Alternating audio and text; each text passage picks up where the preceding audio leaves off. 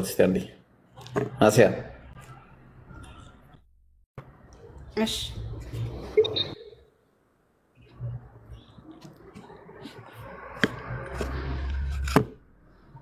የት አለች? የመን የመን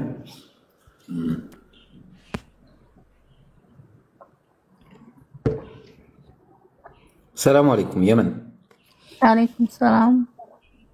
እንዴት ነሽ? አልሐምዱሊላህ። እንዴት ነህ? ሁሉ ሰላም? ያ አልሐምዱሊላህ። ጠፋው አይደለ? በጣም ይቅርታ። እሺ ሰሞኑን ትንሽ አወዝ ላይክ ሲክ አንድ ሁለተኛ ቢዚ ነበርኩ። ኢንሻአላህ መልሳለሁ። እሺ አወራሻለሁ ኢንሻአላህ። ቴንክ ዩ። ኢማን እንዴት ይላል? ኦኬ እሺ በርቺ። ኢንሻአላህ አወራሻለሁ። ኮንስታንትሊ የሚያስቀራሽ ሰው አለ። ኢንሻአላህ አዘጋጅቻለሁ። አብሽሪ። እሺ ኦኬ ቴንክስ። እሺ እና አበረታቷት። እሺ የመንን ሁላችሁም ሙስሊም እህታችን ነች እና አይናቸውን ከሷ ላይ እንዲነቅሉ በደንብ አድርጋችሁ አበርቷት። እሺ እህታችንን ከጎኗ ሁኑ፣ አይዞሽ በሏት ምናምን ጠይቋት። እንዴት ነው ኢማን እንዴት ነው ምናምን። እሺ ሁላችሁም ማለት ነው ኢንሻአላህ። ኦኬ ሌላ ጥያቄ ያለው ሰው ካለ መግባት ይችላል። እሺ ጥያቄ ምናምን ያላችሁ ሰዎች ሙስሊምም ሆናችሁ ክርስቲያኖች መግባት ትችላላችሁ፣ መጠየቅ ትችላላችሁ። አለዛ ደግሞ ተጠየቁ። አይደለችም ዛህራ ሙስሊም ናት።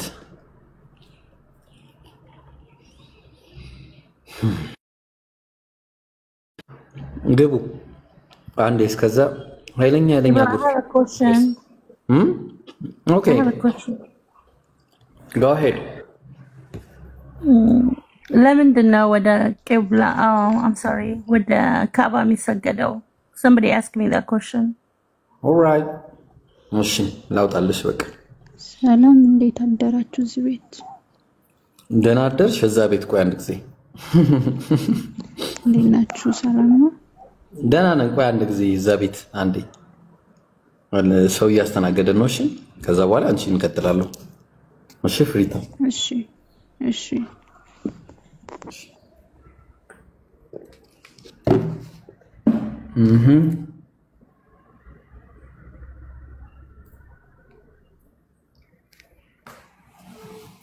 እሺ ካዕባ እንደምታውቁት ያው አቅጣጫ ነው። ለምሳሌ የመን አብረን ነው የምናወራው። እሺ ሚውትሽን አንሺና ለምሳሌ አንቺ ወደ ባንዲራ ዞረሽ የብሔራዊ መዝሙር የምትዘምሪው ለምንድን ነው? ስለምታመልኪው ነው አይደለም? ነው ዳይሬክሽን ነው አይደለ? ዳይሬክሽን ብቻ ነው። እኛም አላህ ሱብሓነሁ ወተዓላ ወደ ቂብላ በኩል ዙሩ ሲለን the only thing ከኛ የሚፈልገው ዳይሬክሽን እና መታዘዝ ነው። ለዛ ነው አላህ ምን አለ በሐዲስ ላይ ነቢያችን ሰለላሁ ዐለይሂ ወሰለም መጀመሪያ የት ይሰግዱ እንደነበረ ሲናገር ሰሒህ አልቡኻሪ 4486 ላይ ምን ተብሎ ነበር የተናገረው? عن البراء رضي الله عنه أن رسول الله صلى الله عليه وسلم صلى إلى البيت المقدس ወደ ቤተ المقدس ነበር የሚሰግዱት 16 شهرا። እንግዲህ ተመልከች ይህንን ሁሉ ወራት ሙሉ ነቢያችን ወዴት ነበር የሚሰግዱት? إلى البيت المقدس ወደ ቤተ المقدس ተቅጣጭተው ነበር የሚሰግዱት። ወደዚህ ማለት ነው። ተግባባን? አቅጣጫቸው ወደዚህ ነበረ።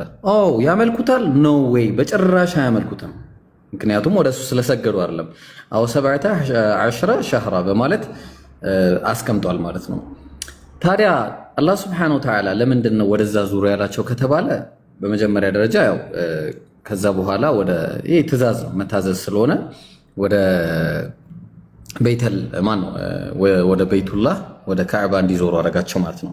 ምን አለ በሱረቱል በቀራ ምዕራፍ ቁጥር 144 ላይ ቀድ ነራ ተቀሉበ ወጅሂከ ፊሰማ በርግጥ የፊትህን መዞር ወደ ሰማይ ማንጋጠጥህን እናያለን አለ አላህ Subhanahu Wa Ta'ala ነብያችን ሰለላሁ ዐለይሂ ወሰለም ማለት ነው።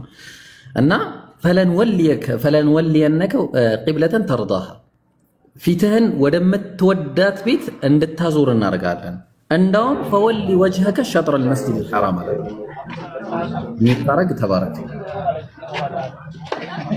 ለው እሺ እና ፈወሊ ወጅهك شطر المسجد الحرام ፊትህን ወደ ተከበረው ቤት ወደ መስጂድ الحرام አዙር። ከዚህ በኋላ وحيثما كنت የትም ቦታ ብትሆኑ ፈወሉ وجوهكم شطره ፊታችሁን ወደዛ አዙሩ አለ። ተግባባን። ስለዚህ ለምንድን ነው የምንዞረው ከተባለ ወደ ይሄንን ልናመልክ አይደለም። ይሄ በድንጋይ የተሰራ ድንጋይ ነው፣ አፈር ነው፣ አይጠቅምም፣ አይጎዳም። የምናመልከው አንድ አምላክን አላህን ሱብሓነሁ ወተዓላ ብቻ። ተግባባን። ነቢያችን ሰለላሁ ዐለይሂ ወሰለም ይህንን ጉዳይ አስመልክተው ለምሳሌ ሐጀረል አስወድን ስመውት አይተናል። ለምንድን ነው የሳሙት ከተባለ የሳሙት ለሌላ ነገር አይደለም። ልክ ለምሳሌ አንቺ አባት እናትሽን እንደምትሰሚ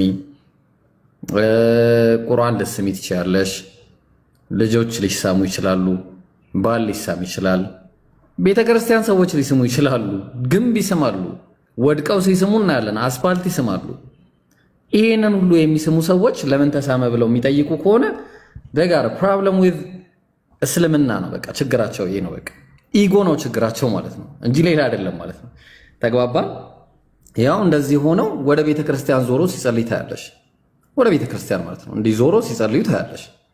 የሚጸልዩ ይሄንን ሊያመልከው ነው ወላ ወይስ በዚህ ውስጥ ያለውን ማለትም ሐሳቡ ይሄ ነው አይደለም የሚለውን እንትን ለማለት ነው። ኖ ወይ በጭራሽ አይደለም።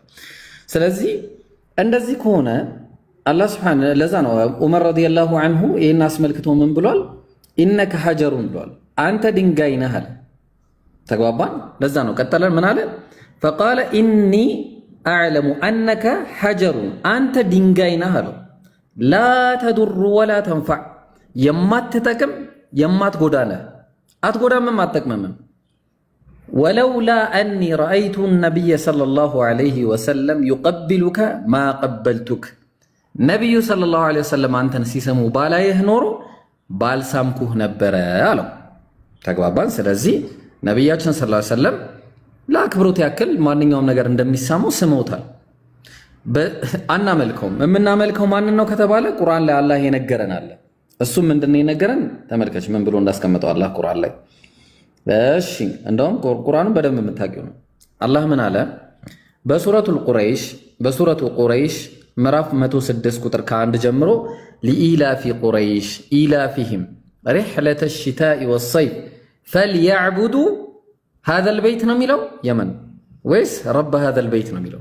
رب هذا البيت هذا البيت ቢል ኖሮ በቃ የዛኔ ካዕባን ነበር የምናመልከው። ግን አላህ ምንድነው ያለን? رب هذا البيت የዚህን ቤት ጌታ ያመልኩ ነው ያለው። አየሽ እኛ ጌታውን ነው እንጂ የምናመልከው ቤቱን አናመልከውም። አልহামዱሊላህ እኔው የት እንዳለ ኢያሱም ለህዝቡ እነሆ የተናገረንን የእግዚአብሔርን ቃል ሁሉ ሰምቷልና ይህ ድንጋይ ይመሰክርበታልና አለ። መስካሪው ማን ነው? ታላቁ ድንጋይ። እንዲህም አምላካችሁ እንዳይክዱ የመሰክርነት ይሆንባችኋል አላቸዋል። ቀጠለ። አሁን የታላቁ ድንጋይ መጽሐፈ ነገሥት ምዕራፍ 8 ቁጥር 48 ላይ ምን አለ? እሺ በማረኳቸው በጠላቶቻቸው ሀገር ሳሉ በፍጹም ልባቸውና በፍጹም ነፍሳቸው ወደ አንተ ቢመለሱ ለአባቶቻቸው ወደ ሰጣሃት ወደ ምድራቸው ወደ መረጥካቸውም ከተማ ለስምህ ወደ ሰራሁት ቤት ቢጸልዩ አለ። ወዴት ነው የሚጸልዩት? ወደ ቤቱ ነው የሚጸልዩት። ወደ ቤቱ ነው የሚጸልዩት። ስለዚህ ወደ ቤቱ ነው የሚጸልዩት። ስለዚህ እቤቱን ያመልኩታል ማለት ነው። ተግባባን። እቤቱን ያመልኩታል። ስለዚህ ይቀጥላል። ዘፍጥረት 28 ላይ ቁጥር 22 ላይ ምን አለ? ይህ ታላቁ ድንጋይ የሚለውን ነገር እንዳረሹ የት እንዳለ እሺ። ለሐውልት ማን ነው? ለሐውልት የተከልኩት ይህም ድንጋይ አለ የእግዚአብሔር ቤት ይሆናል አለ። የምን ድንጋይ? የእግዚአብሔር ቤት ይሆናል አለ። ይህ ድንጋይ እዛ ውስጥ ነው ያለው። ይህ ድንጋይን ደግሞ ቤቱን ነው የሚጠሩት ማለት ነው። ቤቱን ሲጠሩ ድንጋዩን ነው የሚያመልኩት ማለት ነው። አየሽ፣ ድንጋዩ ይመሰክራል፣ ድንጋዩ ይናገራል። ተግባባን? ድንጋዩ ይመለካል። የእግዚአብሔር ቤት ነው ተብሎ ወደ እግዚአብሔር ቤት ይጸለያል። ለዛ ነው ቀጥሎ ምን አለ? መዝሙረ ዳዊት ምዕራፍ 5 ቁጥር 7 ላይ እኔ ግን በምህረትህ ብዛት ወደ ቤትህ እገባለሁ። ወደማ ወደ ቤትህ አለው። እሺ ከዛስ? አንተን በመፍራት ወደ ቅድስና መቅደስ እሰግዳለሁ። ወደ አንተ ሰግዳለሁ ነው የሚለው፣ ወደ ቅድስና መቅደስ ነው ሰግዳለሁ የሚለው። ወደ ቅድስና መቅደስ አየሽው? ሶ ይሄን ስታንዳርድ ሳያዩ ወደ ማለትና ኢላ ማለትና ለሁ ማለት ይለያያል። እኛ አላህን ነው እንጂ የምናመልከው ወደ አላህ ነው እንጂ ጸሎታችንን የምናቀርበው ወደ ቤቱ አይደለም። ጸሎታችንን የምናቀርበው አቅጣጫችን ነው። እኛ ቤቱላህ አልሐረም አቅጣጫችን ነው እንጂ አሁን ቤቱላህን አናመልክም። የአላህ ቤት የሚመለክ አይደለም፣ ፍጡር ነው፣ ድንጋይ ነው፣ አይጠቅምም፣ አይጎዳም። እኔ አሁን ሙስሊም በሆን እስልምና ድንጋይ አምላኪ እኛ ቤቱን ብናመልክ ኖሮ ዛሬ ከእስልምና ወጥቼ ነበር፣ ይህን በመናገሬ ማለት ነው። ግን ድንጋይ ነው፣ አይጠቅምም፣ አይጎዳም። የሚጠቅመውም የሚጎዳውም አላህ ብቻና ብቻ ነው። ቀጠለ። አንድ ጥቅስ ልጨምርልሽና እነሱ የሚያመልኩትን እናያለን። መዝሙረ ዳዊት ምዕራፍ 138 ቁጥር 2 ላይ ወደ ቅዱስ መንፈስ ወደ ቅዱስ መቅደስ እሰግዳለሁ አለ። ወዴት? ወደ ቅዱስ መቅደስ ወደ አየሽው። ስለዚህ በቃ ባጭሩ ይሄን አረ ታዲያ እሺ የሚያመልኩትን እንየው። በቃ የሚያመልኩትን ደግሞ እንየው። እሺ ማሪዮሎጂ እንግባና እስቲ ደግሞ እንየው እንዴ ማን እንደሚመለክ። ማሪዮ ላተሪ ሌትስ ሲ። ያውም ደግሞ ኦርቶዶክሶች አፋለን ብለው ያወራሉ። ይሄንን ኦርቶዶክስ አፋለኝ ብለው ስለ አምልኮ እንዳያወራ እዚህ ቲክቶክ ላይ ማለት ነው። ኦርቶዶክስ አፋለኝ ብሎ ማለት ነው።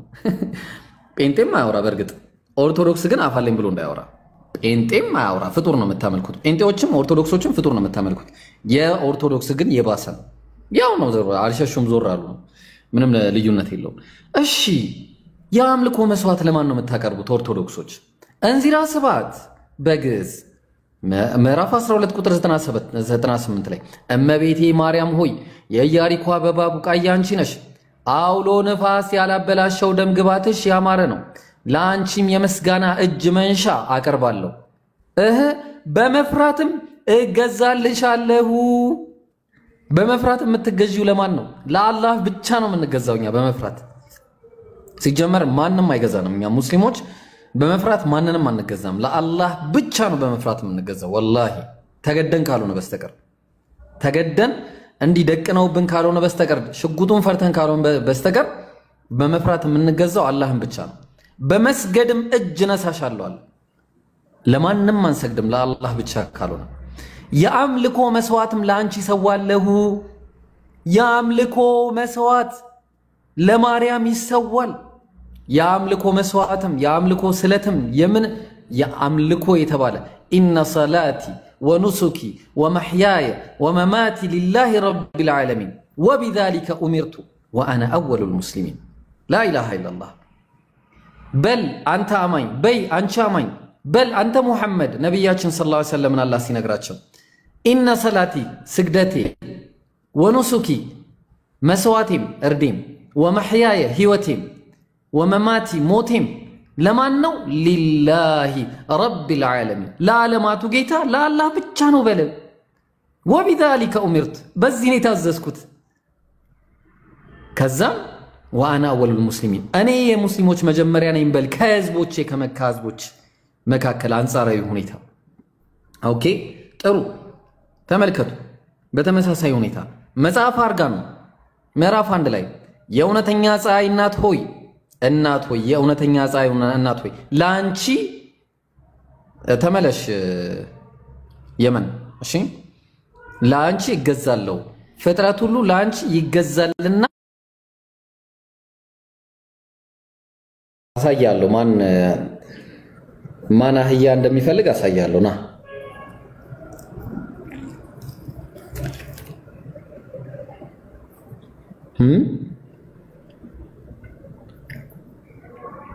እሺ ፍሪታ ቀጥይ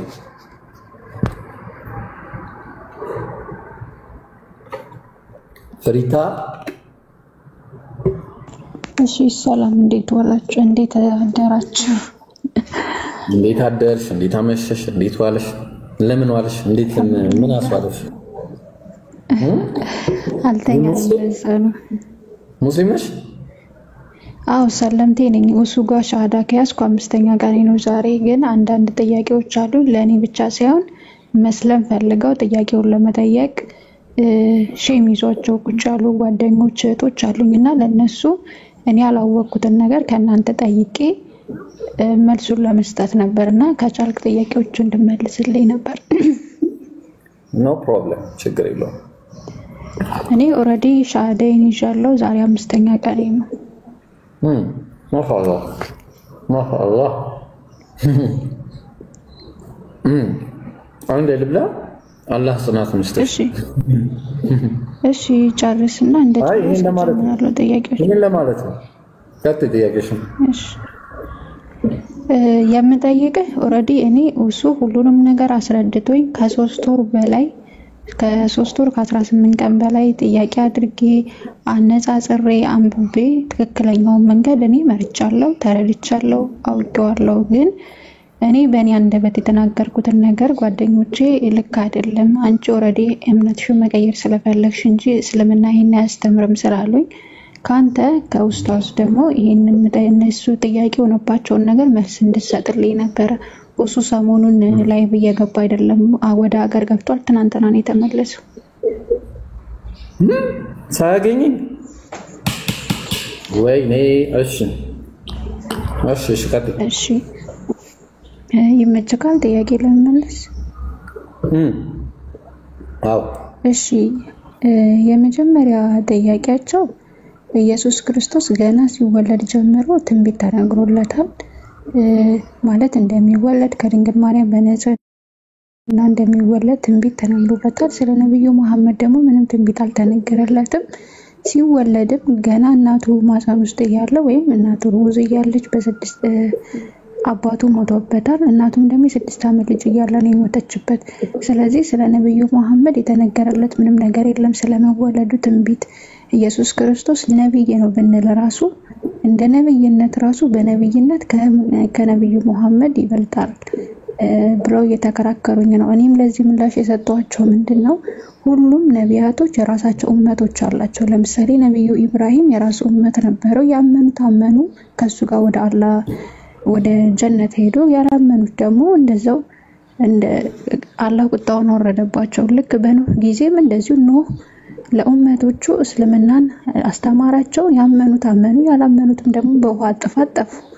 ልክ እንደዚሁ ደግሞ ኢየሱስ ክርስቶስ ወደ ምድር ከወረደ ከ600 ዓመት በኋላ ነብዩ መሐመድ ወደዚህ ምድር መጡ።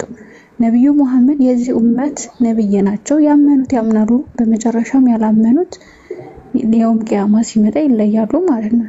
እኔ ለዚህ ምላሽ የሰጠሁት ምንድነው ነብዩ መሐመድ የዚህ ትውልድ ነብይ ስለሆነ እኛ ከነቢያቶች ሁሉ አብልጠን እንወደዋለን፣ በሱሱናም እንከተላለን። ምክንያቱም ለኛ ትውልድ የተላከልን ነብይ ኢሳ ወይም ኢየሱስ ሳይሆን ነብዩ መሐመድ ስለሆነ ብዬ አስረድቻቸዋለሁ። እና በዚህ ላይ የምታስረዳቸው ነገር ካለ ንገረኝ። እኔ ሪከርድ እያረኩ ነው፣ አሰማቸዋለሁ። ምግቤን ሪከርድ እናታረኝ። ቆይ አንድ ደቂቃ ይቅርታ አፉ በለኝ። ያው እኔ በአቅሜ እያስረዳኋቸው ሞር ደግሞ እውቀቱ ካላቸው ሰዎች ሲረዱ እንትን ይላሉ ብዬ ነው።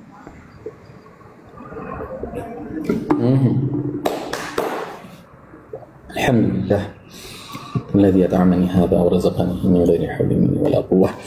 እሺ ባጭሩ ከምን ላስረዳቸው? እስኪ አንቺ ደስ ካለሽ ከባይብል ከቁርአን ከየትኛው? አሁን ለምሳሌ እሱ በሚያስረዳበት መንገድ ብታስረዳን ደስ ይለናል። እሱ ከሁለቱም በሚገባ ልክ ነው ለሰለምቴዎች የሚያስረዳን። እኔ እንደነገርኩ 3 ወር ከ18 ቀን እሱ ጋር በጣም ክርክር ላይ ነበርኩ፣ በጣም ንጽጽር ላይ ነበርኩኝ።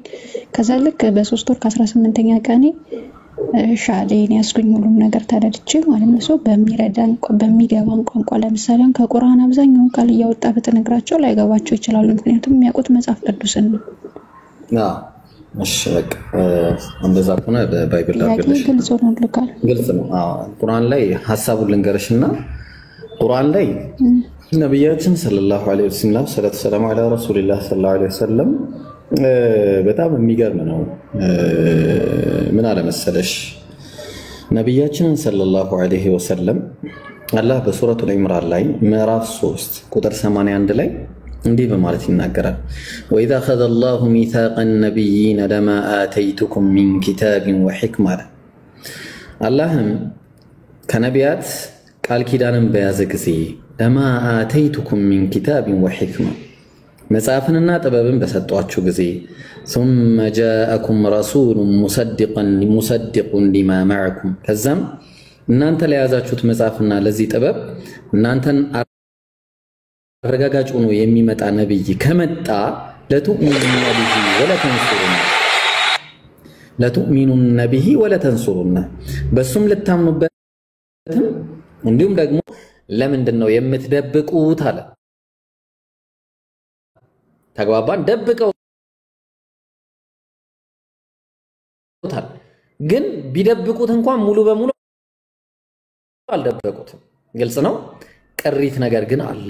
እኛ ሙሉ በሙሉ ባይብል የአላህ ቃል ነው ብለን አናምንም። ወላኪን ቅሪት ነገሮች አሉ ብለን እናምናለን። ታዲያ ከየት ነው የምንጀምረው ከተባለ ይሄው እንጀምራ። እንግዲህ ዮሐንስ ወንጌል ምዕራፍ 1 ቁጥር ከ19 ወይ ደግሞ ከ20 እስከ 25 ድረስ እናያለን።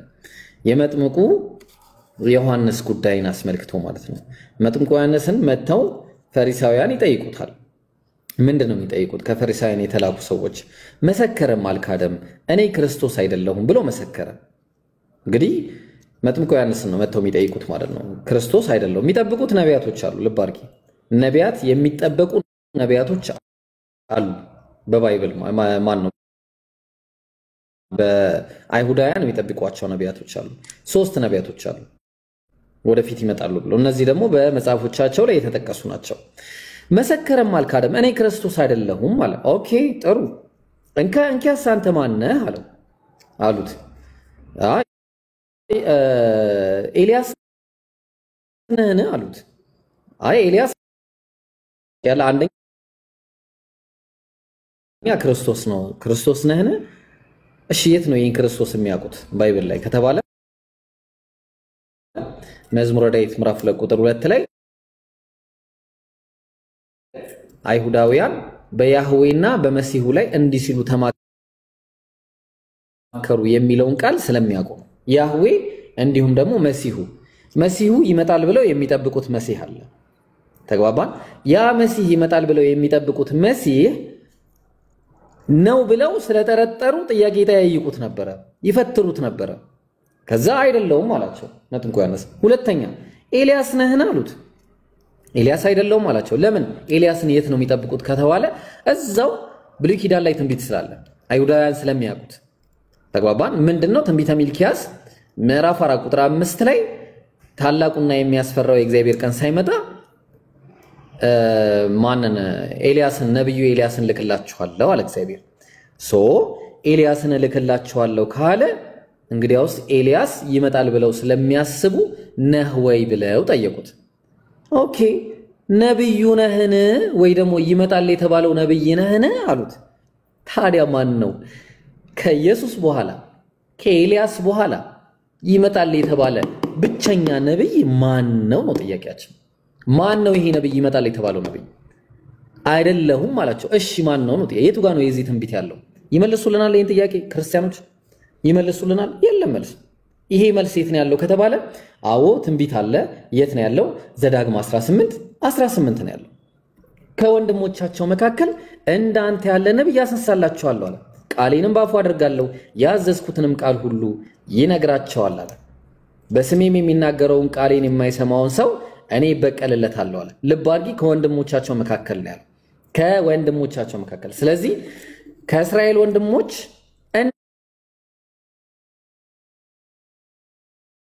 እንዳንተ ያለ ነብይ ነው ያለው። እንዳንተ ያለ ነብይ የተባለው እንደ ሙሴ ያለ ነብይ ከዛ በኋላ በእስራኤል አልተነሳም። ችግሩ እሱ ነው፣ እንደ ሙሴ ያለ ነብይ ስለሚል መጽሐፉ።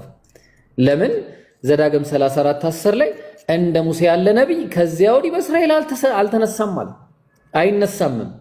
ካልተነሳ የት ነው የተነሳው ይሄ ነብይ ማለት ከወንድሞቻቸው መካከል ከተባለ በፋራን ተራራ የሚመጣው ነብይ ነው። ዕንባቆም 3:3 ላይ ቅዱስም ከፋራን ከእግዚአብሔር ማን ነው እግዚአብሔር ከቴማን ቅዱስም ከፋራን ይመጣል የተባለው ማለት ነው።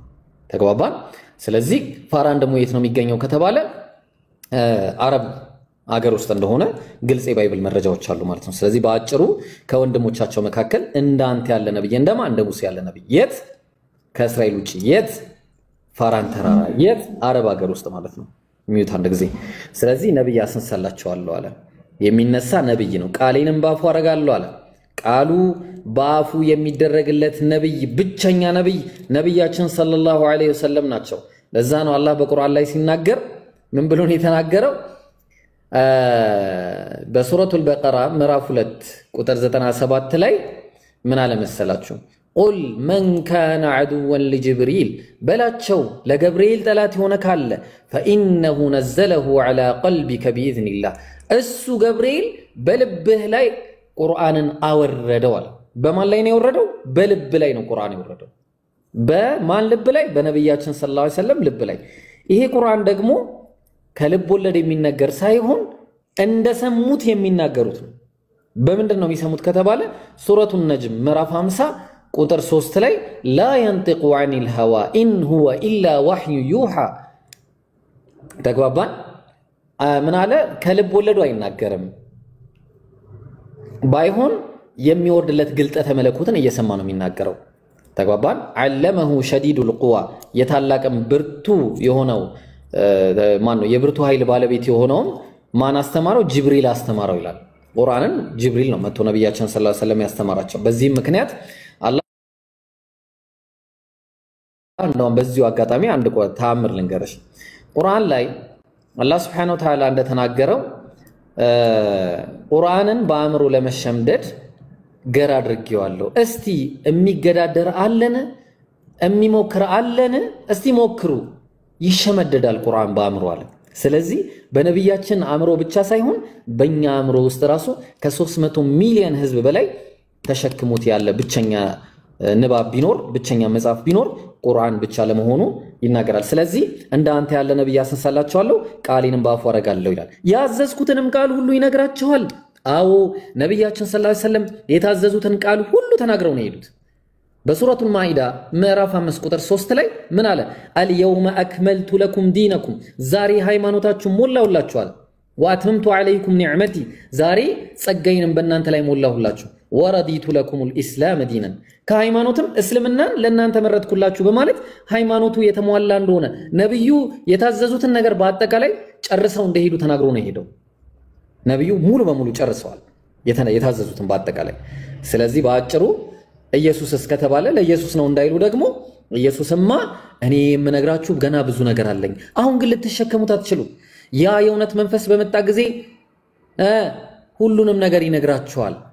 ከራሱ አይናገርም ማለት እንደሰማ ነው የሚናገረው። ስለዚህ ያ የሚመጣው መንፈስ የተባሉት ራሱ ነብያችን ሰለላሁ ዐለይሂ ወሰለም ናቸው።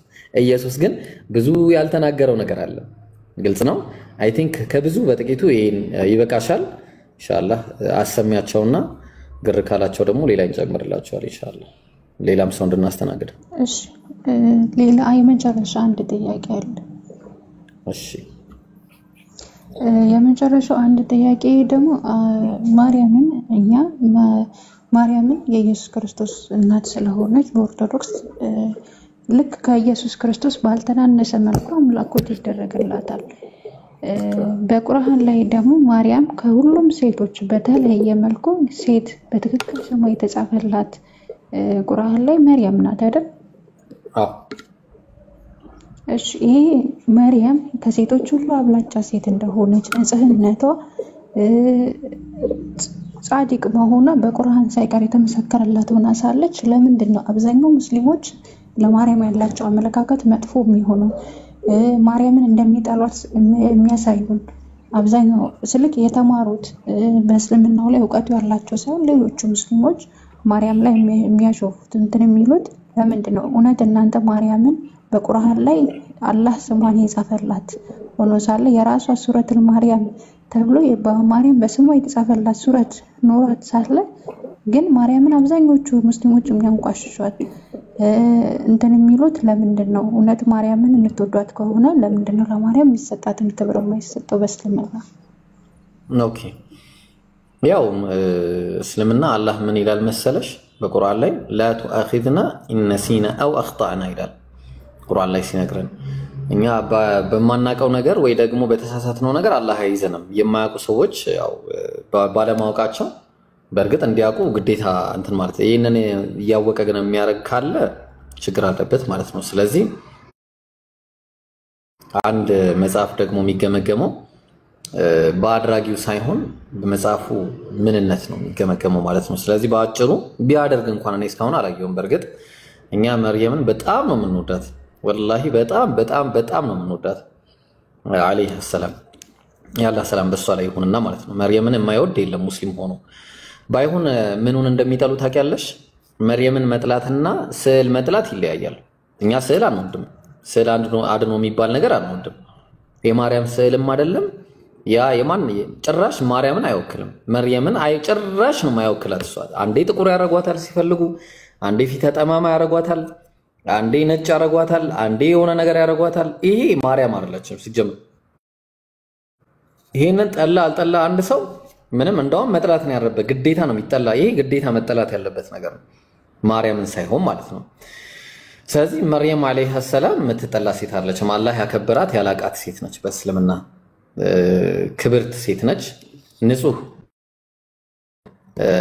ወለቲ አህሰነት ፈርጀሃ ይላል ያቺ ብልቷን ይጠበቀች ይላል ብልት መጠበቅ ማለት ቀላል ነገር አይደለም ያን ሁሉ ጊዜ ማለት ነው እና በዚህ ምክንያት አላህ Subhanahu Wa Ta'ala إن الله اصطفاك وطهرك واصطفاك على نساء العالمين الله مرت أشارات وطهرك أنس أشمالات واصطفاك على نساء العالمين بجزيه كنبروا سيتوش رجمو كعالم سيتوش هلو على قوتل كمريم የሚበልጡ ሴቶችም አሉ በነብያችን ሰለላሁ ዐለይሂ ወሰለም ዘመን አሉ ተግባባን እና አይሻ እና ፋጢማም አሉ ብዙ ሴቶች አሉ እና ኸዲጃም አሉ ብዙ ውድድር ውስጥ የሚገቡ ሴቶች አሉ ማን እንትን ነው የሚሉት ሳይሆን ማለት ነው ኤኒዌይስ በጊዜዋ በጣም ታላቅና ምርጥ ሴት እንደነበረች አላህ ቁርአን ላይ ነግሮናል ማለት ነው ግልጽ ነው አንጻራዊ ነው እሱም ግን ሆነም ቀረ ማርያምን የሚሳደብ ካለ ከባድ ነው ከትልቅ ግንብ ጋር ነው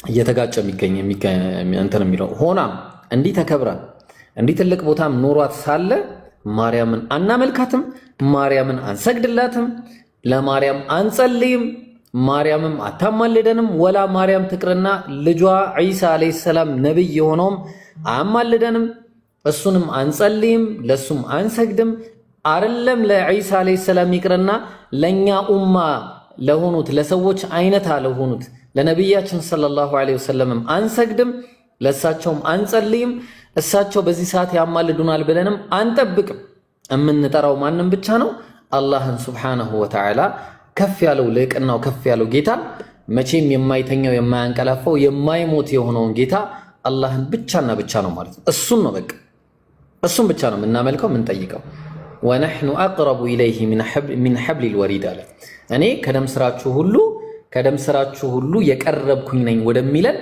ወደዛ ወደማይሞተው ወደማይተኛው ወደማያንቀላፋው አላህ እንጣራለን ማለት ነው ያን ያለው ነገር ባጭሩ ወአለይኩም ሰላም ወራህመቱላሂ ወበረካቱ እሺ ወንድሜ አመሰግናለሁ ለታይ ለመለስክልኝ መልሶች ሁሉ በዚህ አጋጣሚ የሚሳደቡ ሙስሊሞችን ስላስተማርክልኝ አመሰግናለሁ እና መርያምን ፎቶዋን ምስሏን እኛም እንቃወማለን ማለት በትክክል አይምሮ የሚያስብ ሰው በዛ ዘመን ኖሮ ማንንም የመርያምን ስል የእግዚአብሔርን ስል ያነሳ አይችልም አሁን ብዙ ክርስቲያኖችን ወደ እስልምናም እየጠራ ያለው ይሄ ነገር ነው ይሄን ነገር ደግሞ እናንተ መቃወም የምትችሉት ወይም መመለስ የምትችሉት በመሳደብ በማጣጣል ሳይሆን ልክ እንዳልሆነ በማስተማር ነው አሁን ልክ እንዳንተ የሚያስተምሩ ሰዎችም ብዙ ክርስቲያኖችን ወደ ትክክለኛው መንገድ እየጠሩ ተሳዳቢዎች ደግሞ ስለዚህ ብዙ መማር ብዙ ማወቅ የሚፈልጉ እህት ወንድሞች አሉ እነሱም ወደ ትክክለኛው መንገድ መጥራት የምንችለው ላይክ እኔ እንደተጠራሁት መምጣት መጠራት የሚችሉት በማስተማር ነው እንጂ ማርያም እንዲህ ናት፣ እነሱ መሐመድ እንዲህ ነው መሐመድ እንዲህ ነው ብለው ባሉ ቁጥር እኛም ደግሞ ምላሻችን ማርያም እንደዚህ ናት ኢየሱስ እንደዚህ ነው ብለን በምንሳደብ ሰዓት ይሄ ነገር ወደ እልክ ይመጣል። ወላ ፕሮግራም ይዞ ላይፍ ከፍቶ እስከ መሰዳደብ እስከ መነጋገር ደረጃ ማለት ነው። ስለዚህ ትንንሽ በስር ያላችሁ ኡስታዞች ሳይሆን ትንንሾቹ በስር ያላችሁ ሙስሊሞች ይሄን ነገር በመሰዳደብ ሳይሆን በማስተማር በተቻላችሁ አቅም በማስተማር እነሱ መሐመድ አይሻን በ6 ዓመት ደፈረ ሲል እናንተ ደግሞ በተቃራኒው ዳውድም እኮ እንደያዝጓል ስትሉ ይሄ ነገር ወደ ስድድብ ይመጣል። ከመሰዳደብ እንውጣ፣ ከጠማማ አስተሳሰብ ወጥተን ይሄን ነገር በማስተማር ትክክለኛውን መንገድ ሰው ሁሉ እንዲይዝ ማስተማሩ ይቀላል ብዬ አስባለሁ በእኔ አስተሳሰብና ለሁሉም ነገር አመሰግናለሁ። አይሽ ኢንሻአላህ። እሺ ጀዛከላህ። እሺ ሌላ ጥያቄ ያለው አለ?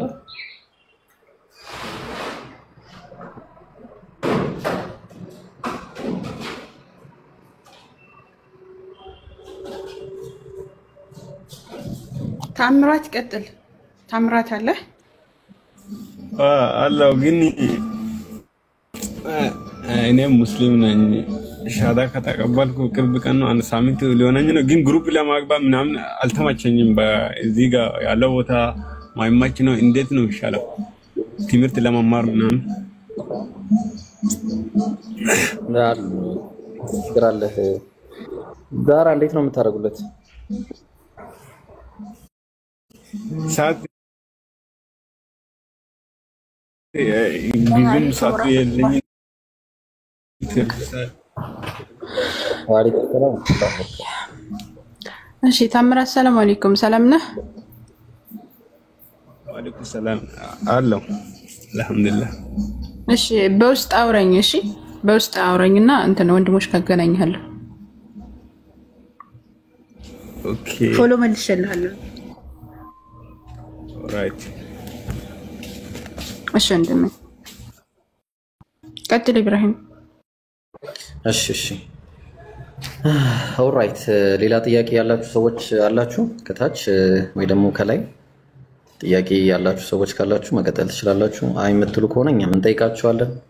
ፍጡር አታምልኩ እያለን ነው። እኔ ትላንትና ቻሌንጅ እያቀረብን ነበረ። ቻሌንጅ የሚቀበል ካለ መምጣት ይችላል። ባይብል ላይ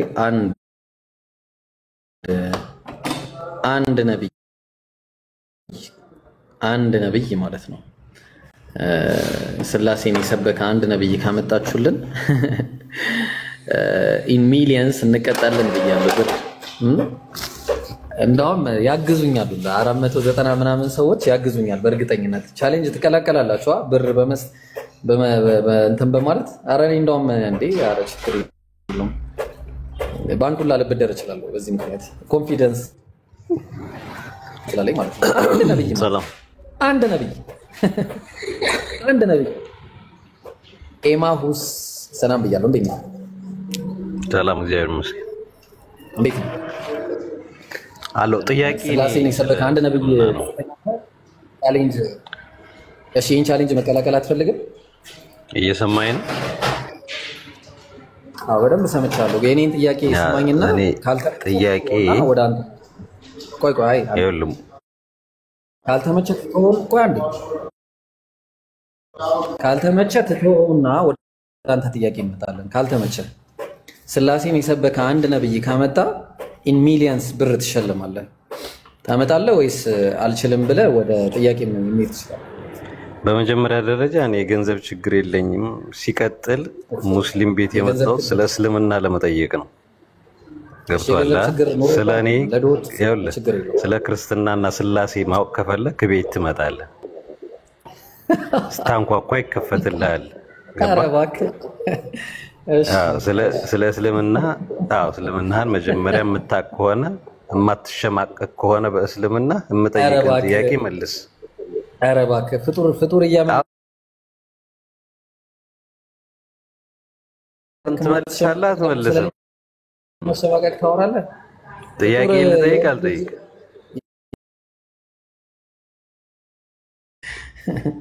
ጥያቄ አልቀበልም ማለት ነው። ሰላም አለይኩም ወራህመቱላህ። ኢብሮ ሰላም ወራህመቱላሂ ወበረካቱ። እንዴ እኔ እኮ ጥያቄ ተጠይቃለህ ቻሌንጁን ትቀበላለህ ወይ ስለመሸማቀቅ አወራ። መሸማቀቅ ማለት እኔ እስከማውቀው ድረስ ብልት ማምለክ መሸማቀቅ ነው። እስከማውቀው ድረስ ወንድ ልጅ ማምለክ መሸማቀቅ ነው። ባይብልን ብከፍተው አሸማቅቃለሁ። ተግባባን? እኔ በአግባቡ ነው የጠየቁ። መመለስ ትችላለህ? ቻሌንጅ መቀበል ትችላለህ?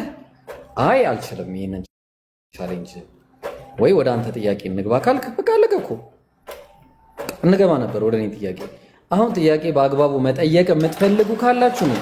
ይሄን ቻሌንጅ ደግሞ መቀበል የምትፈልጉ ካላችሁ መቀበል ትችላላችሁ። ይሞክሩ፣ ይሸለሙ። ሎቶ ሎተሪ ይሸለሙ። ሞክራችሁ 1 ሚሊዮን ብር አላችሁ አይደል ብሮ? ትላንትና የገባው ቃል እንዳለ ነው አይደል? ጨምሯል። በየቀኑ ጨምራል። እንደ አራጣ ነው። ያው አስተካክሉ። አንተ ተገልጦላቸው መጥቶ ደግሞ ጉድ እንዲያደርጉ ተዋት ጨምር ብር ይሸልማል ብለዋል። እንግዲህ ክርስቲያን ወገኖቻችን ጨምሯል። ከ1 ሚሊዮን ጨምሯል። ጨምሯል። ስለዚህ 500 ብር 500 ሺህ አተ ምንድን ነው 500 ብር ላ ኢላሀ ኢላላህ የታክስ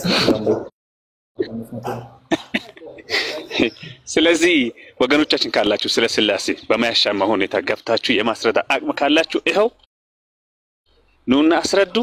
ተማምናችሁ አንደኛ ትምህርት አስተምሩ፣ ሁለተኛ ደግሞ ብራችሁን ይዛችሁ ይለፍላችሁ። እንግዲህ በአንድ ጊዜ ሚሊዮነር ልትሆኑ ነው ማለት ነው። ነገርልኝ።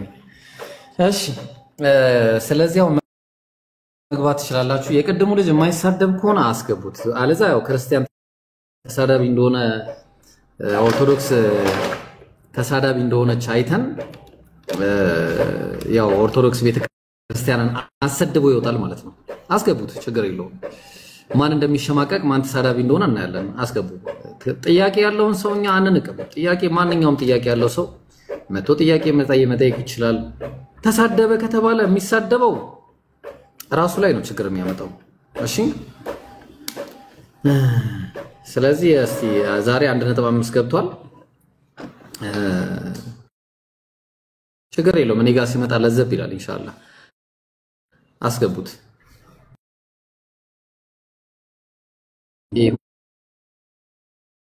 ማስ እንዴት ነህ? ደህና ነህ? አሎ መጥቻለሁ። እሺ ጥያቄህን ቀለል አድርገህ ጠይቅሽ እንትን አትበል። እሺ እኮ አንተ እኮ ነው ወደ መጥፎ ነገር የገባው መጀመሪያ አንተ ነህ። እሺ ነብዩ መሐመድ ከአረብኛ ይቅርታ ጋር ፕሪኮንዲሽን ላስቀምጥ። እሺ ከይቅርታ ጋር ምናልባት እኔን የማታውቀኝ ከሆነ እኔ ቤትም ምናልባት ማታውቅ ከሆነ እኔ ስመልስ ደብል ስታንዳርድ አድርጌ ነው የምመልሰው። ቀጥል ጥያቄ ነሽ። ኦኬ እና ለምን በአረብኛ ብቻ ወረደ? በጣም ጥያቄ ጠይቅና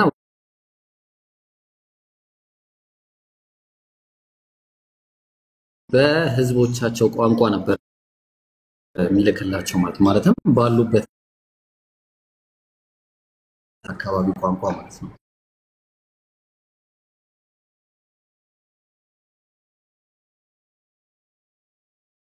አረብኛ ደግሞ በጣም እሺ የምትመልስ ከሆነ ራስህን ችለህ መልስ። ለምን እንደምትመለጠለው እኛ ላይ ችዬ መልሻለሁ። ምን ብለህ መለስክልኝ? ምን ብለህ መለስክልኝ? ካልሰማ ያንተ ችግር ነው። እኔ መልሻለሁ። ምን ብለህ መለስክ? መሃል ላይ እኮ ላቋርጥህ ስል ደብል ስታንዳርድ ሲንግል ስታንዳርድ ሰምቷል። ቆይ አንዴ ማታውቀው ነገር ስለሆነ ነው። አሁን ለምንድን ነው በትግርኛ ለምንድን ነው ባይብል ያልወረደው? እግዚአብሔር ለምንድን ነው በትግርኛ ያላወረደው? መች መለስክ? መለስኩኝ እኮ ምን ብለህ መለስክ? እግዚአብሔር በትግርኛ ያላናገረው ራስህን ችለህ አትንጠልጠል። ለምንድን ነው እግዚአብሔር በአገውኛ እግዚአብሔር ለምንድን ነው ያላናገረው ሙስሊም? የጠየቁት ጥያቄ ለምን አመለስም? እኔ መልስልሃለሁ። ለምን በጋምቤልኛ አላናገረው? እስልምና በቃ ካላጭበረበረ ምንም እንደ ፓራሳይት ካልተለጠፋችሁ በቃ መጀመሪያ የጠየቁን ጥያቄ ማለት ያው ወደ አንተ ማታፍርና ያው በቃ ማተሸማቀቀ ያው የወንድ ልጅ ብልት መልስ አሁን አውርጁ። የወንድ ልጅ ብልት ማምለክ ከሆነ የሚያሸማቀቀው አንዴ እሱን እንዴት እንደሚያሸማቀቅ ላሳየሽ። ማሸማቀቅ ማለት ምን እንደሆነ ላሳያችሁ። እንዴት መሸማቀቅ እንዳለ አሁን ኦርቶዶክስ ነው የሰውዬ እንደምታውቁት እና ኦርቶዶክስ በነገራችን ላይ እልልልልል በሉ እስቲ ዛሬ ሰርፕራይዝ አዲስ ነገር ይዤ መጥቼላችኋለሁ እና ታውቃላችሁ ለመሆኑ አይሁዳውያን ሲገረዙ ህፃናቶቻቸውን ከተገረዘ በኋላ ብልታቸውን ስመው ወደ ላይ እንደሚጠቡት ታውቃላችሁ? ይሄው እንደዚህ ማለት ነው። እሺ ይሄ መጽሐፋቸው ላይ ያለ ነገር ነው። ሰርፕራይዝ! ኢየሱስ አይሁዳዊ ነበር። የእናንተን አምላክ በዚህ ልክ ነው ያደረጉት። ተግባባን? አይሁዳዊ ስለሆነ ምክንያቱም ኢየሱስ ሊገርዙት 8 ቀን በሞላው ጊዜ ተግባባን? ሊገርዙት 8 ቀን በሞላው ጊዜ በማዕፀን ሳይረገዝ በመላኩ እንደተባለ ስሙ ኢየሱስ ተብሎ ተጠራለ። ሳይረገዝ ማለት ነው። አያችሁ? በማዕፀን ሚሽናህ ላይ ምዕራፍ 19 ላይ ተቀምጦላችኋል ማለት ነው። ተግባባን? ስለዚህ ምን አርገውታል? ተመልከቱ። ይጠባን ማነው ይቆረጥና የተቆረጠው ከዛ ደሙን መጥጥጥጥ አርገውት ማለት ነው። የሚመጣው ማን ነው? እነዚህ ራባዮች ማለት ነው። ራባዮች መምህሮች ጠብተውት ምን ያደርጋሉ? ይተፉታል ማለት ነው። ግልጽ ነው። ይሄንን ነው የምታመልከው ማለት ነው።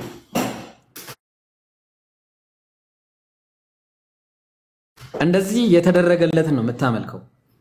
እና ብራዘር ሴት አፍላ በመሳሳም እርግዝና የሚመጣበት ሃይማኖት እጄን ያዝና ብልቴን እጄን ያዝና በማን ነው የብልቴን ያዝና ማል የሚልበት ሃይማኖት አብርሃምን በዚህ መልክ የምታራክሱ አፍላፍ የሚሳሳሙበት መጽሐፍ የያዘ የትኛው ነው የሚያሳፍረው እንዴ? ምን ሆነ ነው ፋዩል ፈሪቀይን ብሏል አላህ ራሱ። ስለዚህ አሁን እንደዚህ አይነት ነገር ስታመጡ ታውቃላችሁ ምን እንደሚከተላችሁ። እንዲህ አይነት ነገር ማለት ነው አደብ አርጋችሁ ለጥያቄ በስነ ስርዓት የምትጠይቁ ሰዎች ካላችሁ አደብ አርጉና ጠይቁ። አደብ አርጉና ማታረጉ ከሆነ ያው በመጣችሁበት ስታንዳርድ መለሳችኋለሁ። በስነ ስርዓት ነው ያናገርኩ። እሺ ጥያቄ ያላችሁ ቀጥሉ፣ መጠየቅ ትችላላችሁ። አሁን እኮ እኔ እያልኩ ያለሁት ይሄን ነበር። በቃ ግን ስልክ አሁን ኢየሱስ ክርስቶስ በኦርቶዶክሶች ጌታ ነው ብለው ቢያምኑበትም በእኛ ደግሞ ነብይ ቢሆንም በነብይነቱ መሰጠት ያለበትን ክብር ካልሰጠን እነዚህን ሰዎች እንዴት ነው ወደ ትክክለኛ መንገድ መጥራት የሚቻለው? እና ማቀም ብቻ ምን መሰለሽ እኔ ኢየሱስን አይደለም ያልኩት። አሁን ይሄ ኢየሱስን አይወክልም። እሺ ይሄ አሁን የተናገርኩት ነገር ኢየሱስን አይወክልም። ይሄ ሰማዘር ፐርሰን የሆነ ስለሆነ እኮ የጻፈው የሆነ ተራ ይወጣል።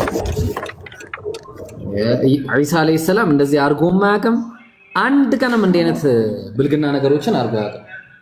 ግልጽ ነው አይደል? ግን ለልጁ ይሄንን ነው ታመልከው አልከው። ሶ ይሄ ልጅ ከመማር ይልቅ ነገ ደግሞ ላንተ ለስድብክ የሚመልስ ሌላ ስድብ ነው ይዞ የሚመጣው። አይ አይደለም። ስታንዳርዱን ያይና ይቀመጣል አርፎ። እሺ ለዛ ነው ፍሪታ አንዳንድ ጊዜ እንዴት መሄድ እንዳለብን መንገዶቹን አንዳንዴ እናውቃለን። እሺ ከይቅርታ ጋር ማለት ነው። ምክንያቱም ይኸውልሽ ምን መሰለሽ በስነ ስርዓት አስረዳለሁ። በስነ ስርዓት አስረድተ ነው የማይገባው ሰው ካለ መጽሐፉን ደግሞ እንገልጣለን። መጽሐፉን ገልጠን እውነታውን እናሳያለን። በሐቅ ላይ ምንም አይነት ድርድር የለም። ሐቅ ነው። ሐቁን መጽሐፉ ላይ ያሳይ። ለምሳሌ አሁን ይሄንን አንብብ ብዬ ላሳየው እችላለሁ። እኔ አሁን የሚያሳፍር ነገር ብሎ ሲናገር ይሄንን አንብብ ብዬ ነው ማሳየው። ለምሳሌ ይሄንን ማንበብ ትችያለሽ አንቺ ይሄን አታነብም። ይሄ ያሳፍራል ሐቂቃ። እኔ አላነብም። አሁን ይሄን እንዴት አድርጌ ነው ማነበው? ወላሂ አላነብም። ሰው እንደ አይነት ነገሮችን ስታሳዩ የሚያሳፍረው የት እንደሆነ ያውቀዋል ማለት ነው። ፍሪታ ግልጽ ነው። የዳዋ መንገድ እንደዛ ነውና አንቺ አላህ ጽናት ይሄን ተናግሬ ነው እኮ እኔም ወደዚህ የመጣሁት። ግን ጓደኞቼን እንዴት ነው እንትን የሚለው ነገር ግራ ስለገባኝ ነው። እስላም ተሳዳቢ ነው፣ እስላም አራጅ ነው ሲሉ ያንን ነገር እኛ በትህትና በትዕግስት ነው ማስረዳት የምንችለው ብዬ ስላሰብኩ ነው። አፉ በለኝ ወንድም። ችግር የለውም አብሽሪ ኢንሻአላህ። እንደ እንትን ነው አንዳንድ ጊዜ የሰውን አካሄድ አይተሽ ሰዎች ካልተገረፉ የማይሰሙ ሰዎች አሉ፣ ህፃናት ቤት ውስጥ ምናምን። አንዳንድ ደግሞ በምክር ብቻ የሚገባው ሰው አለ። ስለዚህ አሁን እንደዚህ አይነት ሰው መጽሐፉን ስትገልጪ ብቻ የሚገባው ሰው አለ።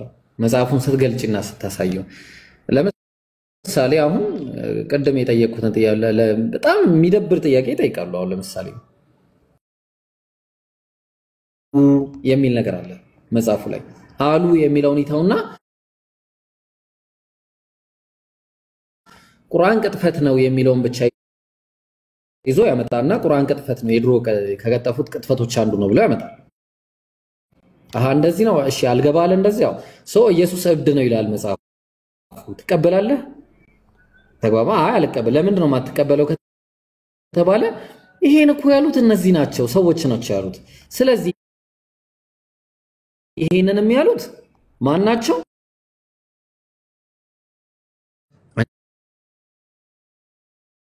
አንቺ በሄድሽበትን ምክንያት ይመጡ አሉ። አንቺን አላህ ይጨምርልሽ። አላህ ጽናቱን አንድ ነገር ጠይቀስ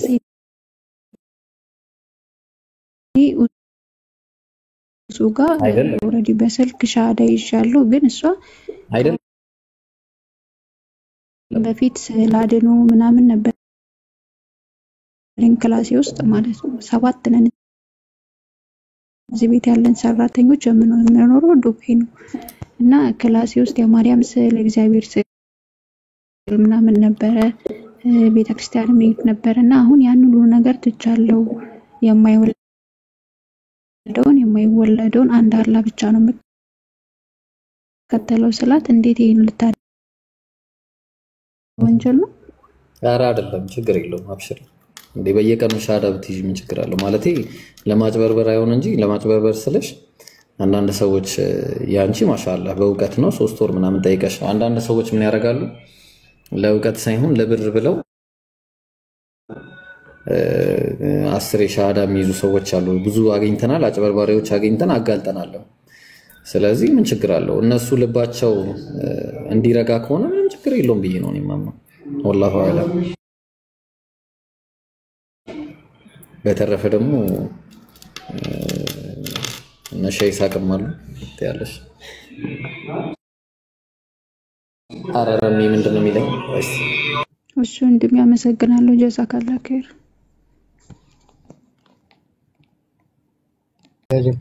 እና ጎስት አስገብታችኋት ነበር ለምን ወጣች? ይገርማልና በተረፈ ብሮ እንዴት ነው? ሰላም ነው ወይ? ተጠፋፋን? አውኮ ለነገሩ አንተ ነው መሰለኝ ይሄ ነበር እንትን አሁን ከፍታለሁ። ከዚህ በኋላ በደንብ ነው የምከፍተው ኢንሻአላህ። እንትን ስራ ምናምን መስመር እስካሲዝ ነበረ። አልহামዱሊላህ አሁን የተወሰነ መስመር ምናምን ለመያዝ እየሞከረ ነው። እኔም እዛ አልገኝም ከዚህ በኋላ ኢንሻአላህ። ማሻአላህ አላህ ያግረው ነገር አሚን አሚን። እና ጥያቄ ያላቸው የሉም? እንዴት ነው ነገሩ? አልገባንም።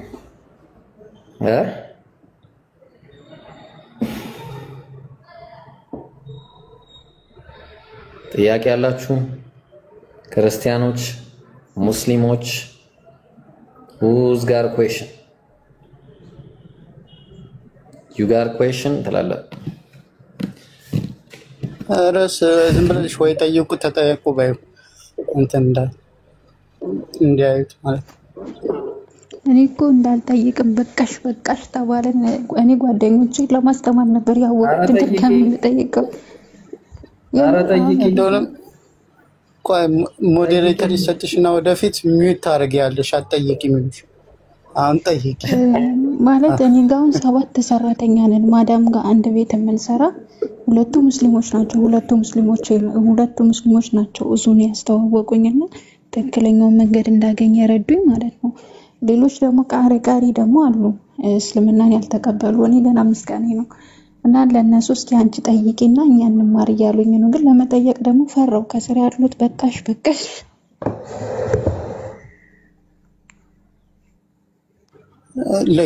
ያዳመጡ ነው ያዳመጡ ከሆነ ራሳቸው ይጠይቁልሽ አይሻልም?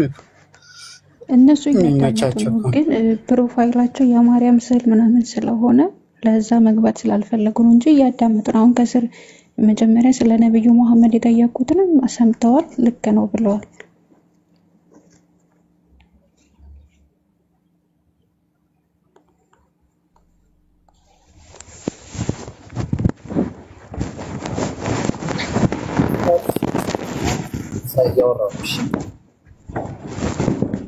እሺ ስትመለስ ንገረኝ። ፍሪታ አብሮሽ ነው አሁን ያሉት? አብሮሽ ካሉ ራሳቸው ማለት በአንቺ አካውንት ራሳቸው ቢያወሩ ራሳቸው ቢጠይቁ በአንቺ አካውንት ሆኖ ማለት ጥያቄያቸውን ለምን አንቺ ስትጠይቂና ወላሂ ቢለኝ ነው እኔ እንትን ለማለት አይደለም። እኔ ራሴ አሁን ሙስሊም ነኝ አልሐምዱሊላህ። እሺ አይ ጠይቂ ችግር የለም። ባንቺ መጠየቅ ከፈሩ የነሱን ጥያቄ ጠይቂ ችግር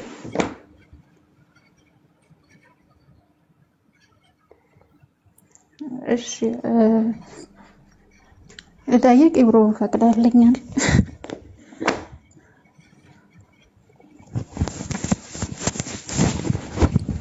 ጠይቂ እሱ ራሱን ቢብርሽ እኔ ጠይቂ ቀጥይ። እሺ ከሆነ ደቂቃ በፊትም ሲመልስላቸው ነበርና ለምንድነው ሁሉም እስላም ወደ ካህዋ የሚዞረው?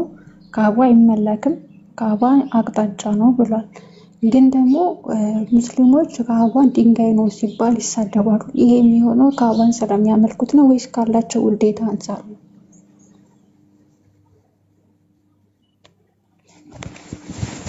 እኛ እኮ ድንጋይ ነው ብለን እና ድንጋይ አይደለም አይደል? እኛ ሙስሊሞች ራሱ የምንለው በነገራችን ላይ ሙስሊሞች ራሳችንን ለምሳሌ ሀጀር አልአስወድ ማለት ጥቁሩ ድንጋይ የምንለው እኛ ነው፣ እነሱ ሳይሉት በፊት ነው። ካዕባንም ደግሞ በድንጋይ የተሰራ ቤት ነው። ለምንድን ነው እንደዛ ሲባሉ የሚናደዱት ካልሽኝ፣ እነሱ ካዕባ ድንጋይ ነው ሳይሆን የሚሉት ካዕባን ድንጋይን ነው የምታመልኩት ነው። ድንጋይ ነው የምታመልክ ስትባይ ሊናገሩ ይችላል። ለምን አንቺ ማታረጊውን ነገር ማታምኝበትን ነገር እንደዚህ ነው የምታምኚው ከተባልሽ ትናገሪያለሽ ማለት ነው። ስለዚህ ካዕባን ታመልካላችሁ ድንጋይ ታመልካላችሁ ካሉ አይ ማናመልከውን ነገር ለምን ትላላችሁ ከሚል አንፃር ነው የምንቃወመው እንጂ ካዕባ ድንጋይ ነው ስላሉ እኛ ራሳችን የምንለውን እነሱ አሉ ስላሉ እንትን አንልም ማለት ነው። ወደ ካዕባ ለምንድን ነው ወደዛ አቅጣጫ የምንሰግደው ሲባል ልብ በይ። ድምጽ ግን አለ አንቺ ጋር። እሺ ወደ ካዕባና ለካዕባ ሁለት የተለያዩ ነገራቶች ናቸው። ወደ ካዕባና ለካዕባ እኛ የምንሰግደው ወደ ካዕባ ነው። ወደ የሚል አቅጣጫን ጠቋሚ ማለት ወደ ካዕባ አቅጣጫውን ሁሉንም ሙስሊም ዓለም ላይ ያለ ሙስሊም ብታይ ሁሉም ሙስሊሞች የሚሰግዱት ወደ የት አቅጣጫ ነው ከተባለ ወደ ካዕባ። የሚሰግዱት የሚትለዋን ቃል ያዙ። ለማን ነው የሚሰግዱት ሲባል ምን ሰግደው ለአላህ። ስለዚህ ካዕባ ምንድነው ከተባለ አቅጣጫ ነው። የትም ሀገር ሄደሽ አንቺ የትኛም ሀገር ብትሄጂ ሁሉም ሙስሊሞች ወዴት እንስገድ ብለው አይጨቃጨቁም፣ ግራ አይጋቡም። ሁሉንም አንድ የሚያደርግ አቅጣጫ ስላለ ማለት ነው። ሁሉንም የሚያስማማ ኡመቱል ኢስላም የሚባለውን በአጠቃላይ እስልምና የዓለም መልእክት ነው የምንለው ለዛ ሁሉንም በጋራ ኢትዮጵያው፣ ኬንያው፣ ጅቡቲ፣ ሶማሌ ሁሉ አሜሪካዊ አንድ መስጂድ ላይ ወደ አንድ አቅጣጫ አብሮ ይሰግዳሉ። አንድን አምላክ እንትን እያመለኩ ማለት ነው። ስለዚህ ካዕባ ከአቅጣጫ አንጻር ወደ ካዕባ እንሰግዳለን፣ ለካዕባ ግን አንሰግድም። ለካዕባ የሚሰግድ ካለ እሱ ካፊር ነው፣ ሙስሊም አይደለም ብለን ነው ምናምን። አይደለም ለካዕባ ለነብዩ ሰለላሁ ዐለይሂ ወሰለም አላህ ሱብሓነሁ ወተዓላ ለዓለማት እዝነት አድርጎ የላካቸው ነብዩ ሰለላሁ ዐለይሂ ወሰለም ለእሳቸው የሚሰግድ ካለ ከእስልምና ይወጣል፣ እኛ እንደ እስልምና አስተምሮ ማለት ነው። ስለዚህ የምናመልከው አላህን ነው፣ ወደ እሱ ባዘዘን መልኩ እንሰግዳለን። ለምሳሌ ውዱ እናደርጋለን። ውዱ ስናደርግ የራሱ ስርዓት አለ። ስርዓቱን ማን የሰጠን? በነብዩ ሰለላሁ ዐለይሂ ወሰለም መንገድ በኩል አላህ ሱብሓነሁ ወተዓላ። ስለዚህ ውዱ ሳረግ ኢባዳ እንደሆነ ሁሉ ወደ ካዕባ አቅጣጫ መቀጣጨቴ ምንድነው? ኢባዳ ነው፣ ራሱን የቻለ አምልኮ ነው። ግን የምናመልከው ማንነት ሲባል አላህን ብቻ ነው። ግልጽ ነው ፍሪታ። እና የምንቃወማቸው ካዕባን ታመልካላችሁ ስለሚሉ እንጂ ካዕባ ድንጋይ ነው ስላሉ አይደለም። ስለዚህ ካዕባ አምልኮ ሳይሆን የሚመለክ አንድ አካል ሳይሆን የአምልኮ ስርዓት ማለት ነው። እሺ እንደዛ ከሆነ አንዳንድ ሙስሊሞች ወረበል ካዕባ ሲሉ እንሰማቸዋለን። ይሄ ማለት በካዕባ ነው የሚሙሉት ወይም ደግሞ የካዕባው አምላክ በሆነው ወይም በካዕባው ጌታ ነው የሚሙሉት በአላህ ማለት ነው። ወይስ ደግሞ አንዳንድ ሰው ስትሰማ ወረበል ካዕባ ይልካል። ይሄ መሐላው ራሱ አያከፍርም? በነገራችን ላይ ይሄ ወረበል ካዕባ የሚለው ራሱ እንትን ነው፣ ካዕባ ድንጋይ እንጂ አምላክ እንዳልሆነ ማስረጃ ነው። ለምን ካዕባ ጌታ አለው እያልሽ ነው? በካዕባ ጌታ እምላለሁ ስትይ ካዕባ ምን አለው እያልሽ ነው? ጌታ አለው ነው። አምላክ አለው ብሎ በእስልምና አስተምሮ ስለሌለ ማለት ነው። አንድ ነገር እኛ ልንምልበት፣ እኔ በአንቺ ጌታ ልል እችላለሁ። አይሻ ረዲየላሁ ዐንሃ ስትምል በነብዩ ሰለላሁ ዐለይሂ ወሰለም ጌታ ብላ ትምላለች፣ በኢብራሂም ጌታ ብላም የምትምልበት ሁኔታ። ስለዚህ ያ ስንምል እሱን አካሉን ሳይሆን እያጠቆመን ያለ ነው ያንን የዛን አካል ጌታን ነው አምላክን ነው እየጠቆመን። ወረበል ካዕባ ማለት በካዕባ ጌታ በካዕባ አምላክ ካዕባን በፈጠረው ማለት ነው።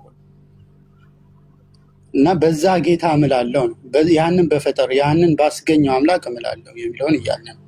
ስለዚህ ከዛ አንፃር መረዳት ይቻላል። በአንቺ ጌታ እምላለሁ ብል አንቺን እያመለክሽሽ ነው ወይ ደግሞ አንቺን የተለየ አምልኮ አለሽ ማለት እንዳለው ነው ማለት ነው። ግልጽ ነው?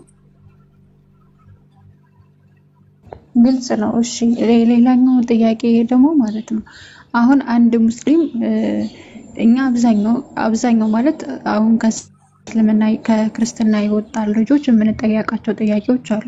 ምኑ ገብቷችሁ ነው ምኑ ተረድታችሁ ነው ለሚሉን ኡስታዞች አሉ ያስተምሩ በምንል ሰዓት ከዛ ይቅርታ የመጀመሪያው ጥያቄያቸው የሚሆነው ከክርስትና እምነት ምንድነው? አሁን ለምሳሌ እኔ ከቤተሰቦቼ የሰለምኩኝ የመጀመሪያ ሴት ልጅ ነኝ፣ ከቤተሰቦቼ ማለት ነው፣ እንዲሁም ከጓደኞቼ። በዚህ ጊዜ ምን አይነት ጥያቄ ይመጣል? ከኢየሱስ ክርስቶስ ነብዩ መሐመድ በልጦ ነው ወይ? እንደገና ደግሞ አራተኛ ሚስት ለማግባት ለመሆን ፈልገሽ ነው ወይ? በ6 ዓመት የተደፈረችውን አይሻ ፍትሃዊ እምነት ነው ወይ ብለሽ ታስቢያለሽ ወይ ይላሉ። ግን ነብዩ መሐመድ አይሻን በ6 ዓመቷ ባገቧት ጊዜ ለሴክሹዋል ግንኙነት ሳይሆን እሷን ለመጠበቅ እሷን ደግሞ በእስልምና ለማነጽ ብለው አይደለም? የአይሻ ላይ ሊሄድልሽ ወይስ እንትን? አንደኛ ክርስቲያኖች ምን ያደርጋሉ መሰለሽ ፈሪታ፣ ቃላቶች ላይ ይቆለምማሉ። አሁን እንደዚህ ቀጥታ የተነገረውን አንቺ አሁን ባልሽው ልጠይቅሽ፣ ማግባትና መድፈር አንድ ነው? በጭራሽ አይደለም። አንዳንድ ቃላቶች እንደዚህ ለምን ያልተጻፈውን ያነባሉ። ገብቶሻል? የተጻፈውን አንብበው እንዴት በ6 ዓመት ያገባሉ ብለው ቢጠይቁ ኦኬ ጥያቄው ልክ ነው እስኪ ልመልስልሽ ብለሽ ለመመለስ ቅድም ይብሮ በዛ መልኩ ሲናገር የነበረው ለምንድን ነው? እንደዚህ አይነት ቃላት ስለሚጠቀሙ አገቡ የሚሉትን እነሱ ምን ብለው ይተረጉሙታል? ደፈሩ ብለው ደፈረ ብለው ይተረጉሙታል፣ ያነቡታል። ሁለት እርስ በርስ ማይገናኝ ጭራሽ ማለት ነው። ስለዚህ ነብዩ ሰለላሁ ዐለይሂ ወሰለም በ6 ዓመት፣ በነገራችን ላይ ይሄ ትልቅ ሂክማ ነው። አላህ Subhanahu Wa Ta'ala ምን ያህል ጥበቃ እንዳደረገ ታያለሽ። አይሻ ማለት ምን አይነት ሴት እንደሆነች በኋላ ላይ ማየት ካስፈለገን ነው። ግን ነብዩ ሰለላሁ ዐለይሂ ወሰለም 6 ዓመት አግብተው 3 ዓመት ጠብቀዋታል። 3 ዓመት ለምንድን ነው የጠበቋት? ለምን 6 ዓመት እንዳገባት ለምን አብረው መኖር አልጀመሩም ስትባል ለምንድን ነው? እሷ መድረስ ስላለባት። እሷ ምን ማለት አለባት? መድረስ ስላለባት። ስለዚህ ነብዩ ሰለላሁ ዐለይሂ ወሰለም እስክትደርስ ራሱ ጠብቀዋል። ወዲያው እንዳገቧት አብረው መኖር አልጀመሩም። ይሄ ራሱ ምንድነው? የእሷን መድረስ የሚያሳይ ነው። ለዛ ነው አይሻ ራሱ በዘገበችው ሐዲስ ምን ትላለች? إذا بلغت الامرأة 9 سنين فهي امرأة አለች። አንዲት ሴት 9 ዓመት ከሞላች ምን አለች? ያቺ ሴት ደርሳለች አለ። ስለዚህ በዛ ጊዜ ሰዎች ከቦታ ቦታ ከክፍለ ዘመን ከአካባቢ ምን ይኖራቸዋል? የአስተዳደግና የእድገት ለውጥ ይኖራቸዋል። አሁን ኢትዮጵያ ላይ ያለች የ10 ዓመት ሴትና እንግሊዝ ላይ ያለች የ10 ዓመት ሴት አሁን ላይ ራሱ አንድ አይነት እንትን የላቸው። ስለዚህ ያንን ሁለት ተቃራኒ የዛሬ 1400 ዓመት በፊት የነበረን እንትን ስርዓትና አኗኗር ዛሬ አምጥቼ ልፈርድበት አልችልም። አይደለም የዛሬ 1000 ዓመት የዛሬ 100 ዓመቱንም እኮ አንዳንዴ አምጥተን አንተረጉም ቀጥታ እናመጣው። ለምን? ያ ከቦታ ቦታና ከጊዜ የሚለያይ ስለሆነ ማለት ነው። ስለዚህ ነብዩ ሰለላሁ ዐለይሂ ወሰለም በ9 ዓመቷ ራሱ 3 ካገቧት በኋላ 3 ዓመት ሌሎች ባለቤቶቻቸውን እንደዛ አልጠበቁም። ለምን? ሌሎቹ አግብተው የፈቱና እንዲሁም ደግሞ ባሎቻቸው የሞቱ ስለሆኑ የደረሱ ስለሆኑ ማለት። እሷ ግን እስክደርስ ድረስ መጠበቃቸው ራሱ ነብዩ ሰለላሁ ዐለይሂ ወሰለም ምን ያሳያል? የእሷን መድረስ ጠብቀው ማግባታችሁ እሷ እስክድረስ መጠበቁ ያልደረሰችን ሴት ማግባት እንደማይቻል ወይ ደግሞ አብሮ መኖር እንደማይቻል ያሳያል ማለት። ለዚህ ነው የእስልምና ሊቃውንት ኢጅማ አለበት። አንዲት ሴት ካልደረሰች ያቺ ያልደረሰችን ሴት አብሮ መኖር አይቻልም ብለው ኢጅማ ሙሉ ዑለሞች ስምምነት አለበት ማለት ነው። እና ነብዩ ሰለላሁ ዐለይሂ ወሰለም ከደረሰች በኋላ ነው ያገባት ማለት። ስለዚህ ይህ ማለት በዚህ ዘመን ያለ የእስልምና እምነት ተከታይ ልክ ነብዩ መሐመድ እንዳደረጉት ሌላን ሴት ማግባት ሐላል ወይም ደግሞ ከኃጢአት ነፃ አያደርገውም ማለት ነው አይደል? ያልደረሰችን ሴት ማግባት አይቻልም በማንኛውም ጊዜ። አንዲት ሴት ስለዚህ ሱና ነው ብሎ ነብዩ መሐመድ አድርጎታል ብሎ ሱና ነው ብሎ አንዲትን ሴት በ6 ዓመቷ አግብቶ በ9 ዓመቷ ቢደርስባት ለዚህ ዘመን ላለ ኡመት ወይም ለዚህ ዘመን ያለ እስልምና ተከታይ እንደ ሐራም ነው የሚቆጠርበት ማለት ነው። ምክንያቱም በዚህ ዘመን ያለች ሴት ልጅ የ9 ዓመት አይደለም የ18 ዓመት ልጅ ሆኖ ራሱ ገና ናት ነው የሚባለው። ምክንያቱም ከዘመናችን አስተዳደግ አንፃር ማለት ነው። ስለዚህ ሱና ቢሆን እንደ ሱና ይታይ ማለት ነው። ፍሪታ ትዳር ላይ የሚታየው እንደ እስልምና እድሜ አይደለም። ትዳር ላይ የሚታየው የሴትዮዋ መድረስ ነው። ለምሳሌ አጭር ጥያቄ ልጠይቅሽ። አዳምና ሔዋን አብረው መኖር የጀመሩት ከስንት ዓመት በኋላ ነው? አዳም በ30 ዓመቷ እኔ እንጃ ይቅርታ አላውቀውም። ሔዋን ለአዳም ከእግዚአብሔር ፈጣሪ አላህ ሱብሃነሁ ወተዓላ 15 ክርስትና ላይ የሚታመነው ነው። በ15 ዓመቷ ለ30 ዓመቷ የ15 ዓመቷ ሔዋን ተሰጠችው ነው እኛ ስንማር ይባላል። ያ ማለት ሔዋን 15 ዓመት ከተፈጠረች ከ15 ዓመት ከቆየች በኋላ ነው ያገባችው ማለት ነው። አብሮ መኖር የጀመሩት ነው። የተፈጠረች እኮ ከራሱ ግራ አካል ነው አይደለ? ስለዚህ ስትፈጠርም ከሱ ከተፈጠረች 15 ዓመት ሙሉ ጠብቋታል እንጂ አላገባትም። 15 ዓመት ጠብቋታል የሚል መጽሐፍ ቅዱስ ላይ ማስረጃ አለ? እንደነሱ ራሱ ነው አላውቅም። ግን በመጽሐፍ ቅዱስ አስተምሮ ለ30 ዓመቷ አዳም የ15 ዓመት ሔዋን ተፈጠረለት ነው የሚባለው። እነሱ ሐሳቡን ላስረዳሽ የነሱንም ማለት ነው። ሔዋን ስትፈጠር የ15 ዓመት ምን ሆና ነው የተፈጠረችው ብለው ነው የሚያምኑት። እንትኗ ሰውነት ተክሏ የ15 ዓመት ሴት የሚያህል ነው እንጂ 15 ዓመት እስክታድግ ጠብቋታል የሚል አይደለም። ገብቶሻል ሐሳቡ? እንድትረጁ ምንድነው ሔዋን ስትፈጠር የ15 ዓመት ሴት ያላትን አቅም ነው አቅሟ የ15 ዓመት ሴት የምታክል ነው እነሱ ራሱነታቸው ማለት። ስለዚህ ሔዋን በአንድ ቀን ውስጥ ምን አይነት ሴት ሆናለች ማለት ነው? 15 ዓመት ሴት ያላትን አቅም ነበራት ማለት ነው አይደል ፍሪታ? ስለዚህ እዛ ጋር የታየው የኖረችበት እድሜ ነው ወይስ አቅሟ ነው የታየው? አቅሟ። ስለዚህ አቅሟ ስለታየ ስለዚህ የምናየው ምንድነው ማለት ነው? አቅምን እንጂ የኖሩበትን እድሜ አይደለም ማለት ነው አይደል? ስለዚህ አንዲት ሴት ያ ማለት አይሻ የ9 ዓመት እድሜዋ 9 ዓመት ቢሆንም አቅሟ ግን ከ9 ዓመት በላይ ነበር ማለት ነው። አቅሟ ለትዳር ይሆን ነበር ነው። እድሜዋ ሳይሆን የሚታየው አቅም ነው የሚታየው። ለምሳሌ በክርስትና ስንት ዓመት ላይ ነው ማግባት የሚፈቀደው? አንድ ሴት አቅመ ሔዋን ከደረሰች በኋላ ማለት ነው። ስንት ዓመት ላይ የሚባል በትክክል የተደነገገ ያለ አይመስለኝም። ግን አንድ ሴት ለአቅመ ሔዋን ከደረሰች በኋላ በኃጢአት እንዳትያዝ ወይም በዝሙት እንዳትያዝ ታግባ በትዳር ትታሰር ይባላል። በእንትንን መጽሐፍ ታውቂያለሽ? ምናልባት በቤተ ክርስቲያን ታዋቂ መጽሐፍ ነው። ለምሳሌ ምን ነበረ ስሙ ጠፋኝ። በ12 ዓመቷ ነው አንዲት ሴት ማግባት የምትችለው ይላል። 12 ዓመቷ ላይ ስትደርስ 12 ዓመቷ 12 ዓመት የቤተ ክርስቲያን መጽሐፍ ታዋቂ መጽሐፍ ነው። ፍትሐ ነገሥት ላይ አንዲት ሴት 12 ዓመት ከደረሰች ማግባት እንደምትችል ያስቀምጣል። ምናልባት ታውቂዋለሽ? ፍትሐ ነገሥት ታወቅሽው አለ። ፍትሐ ነገሥት ላይ አንዲት ሴት በ12 ዓመቷ ማግባት እንደምትችል ያስቀምጣል። ስለዚህ ምንድነው የሚታየው ሲባል እነዛ ፍትሐ ነገሥት የተጻፈው የዛሬ 600-700 ዓመት በፊት።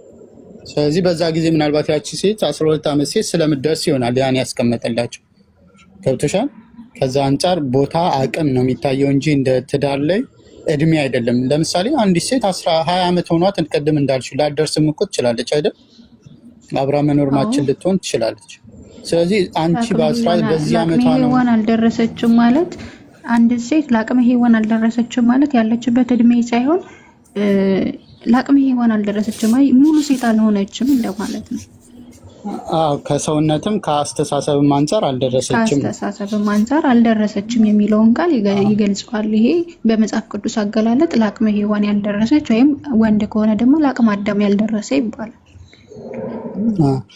ግን ርብቃ ስታገባ ስንት ዓመቷ ነበር ታውቂያለሽ? 3 ዓመቷ። እሷን እነሱ እኔ አሁን አንድ የአይሁዳ እንትን ሊቃውንት ወይ ራቢ ምን ይላል? ርብቃ በ3 ዓመቷ ነው ያገባችው፣ ግን ስታገባ ዛሬ ላይ እንደዚህ አይነት እድሜ ያላትን ሴት የምትሰራውን ስራ ትሰራ ነበር ብሎ ያስረዳል።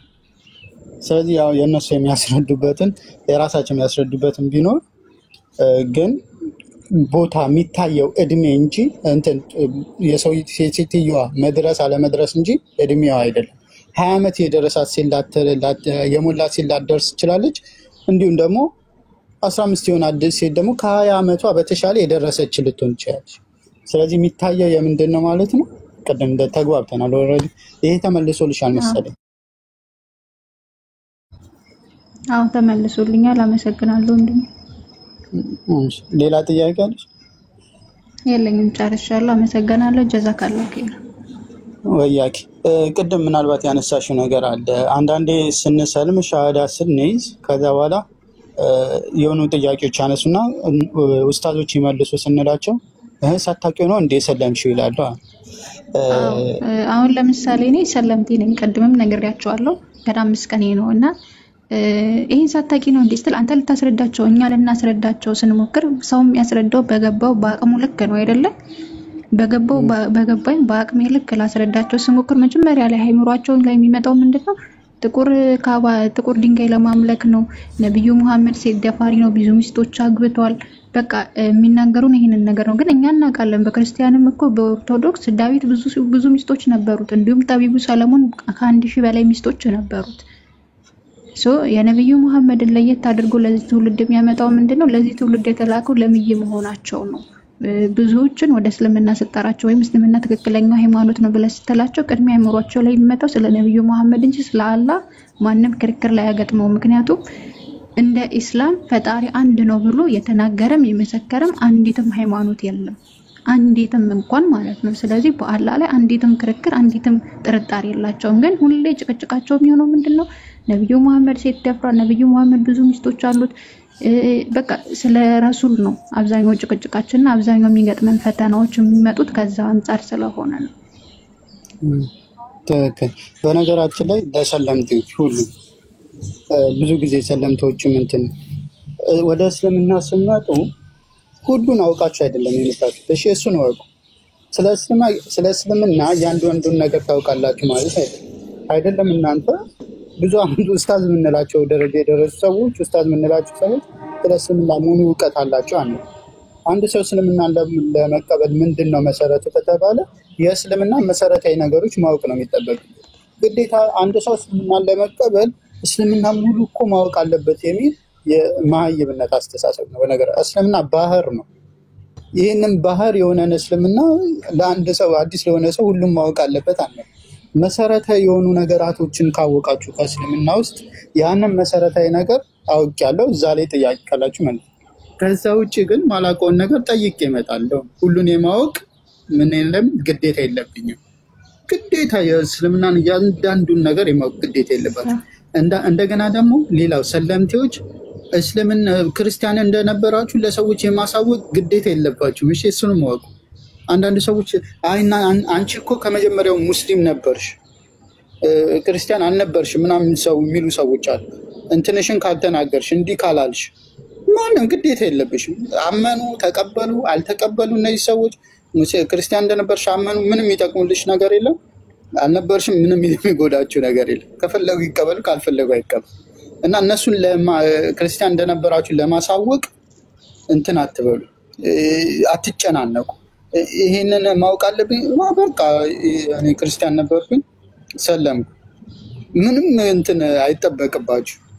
ክርስቲያን እንደነበራችሁ ማስረጃ አምጡ ምናምን ቢሏችሁ በቃ ነበርኩኝ ምን ታመጣ ምን ይጠበስ እና እንትን አትጨናነቁ። ብዙ ጊዜ ስለማያችሁ ነው ክርስቲያኖች ሙስሊሞች ሰለምቴዎች ክርስቲያን እንደነበራችሁ ለማንም የማሳወቅ ችግር የለም ግዴታ የለባችሁ ማለት ነው።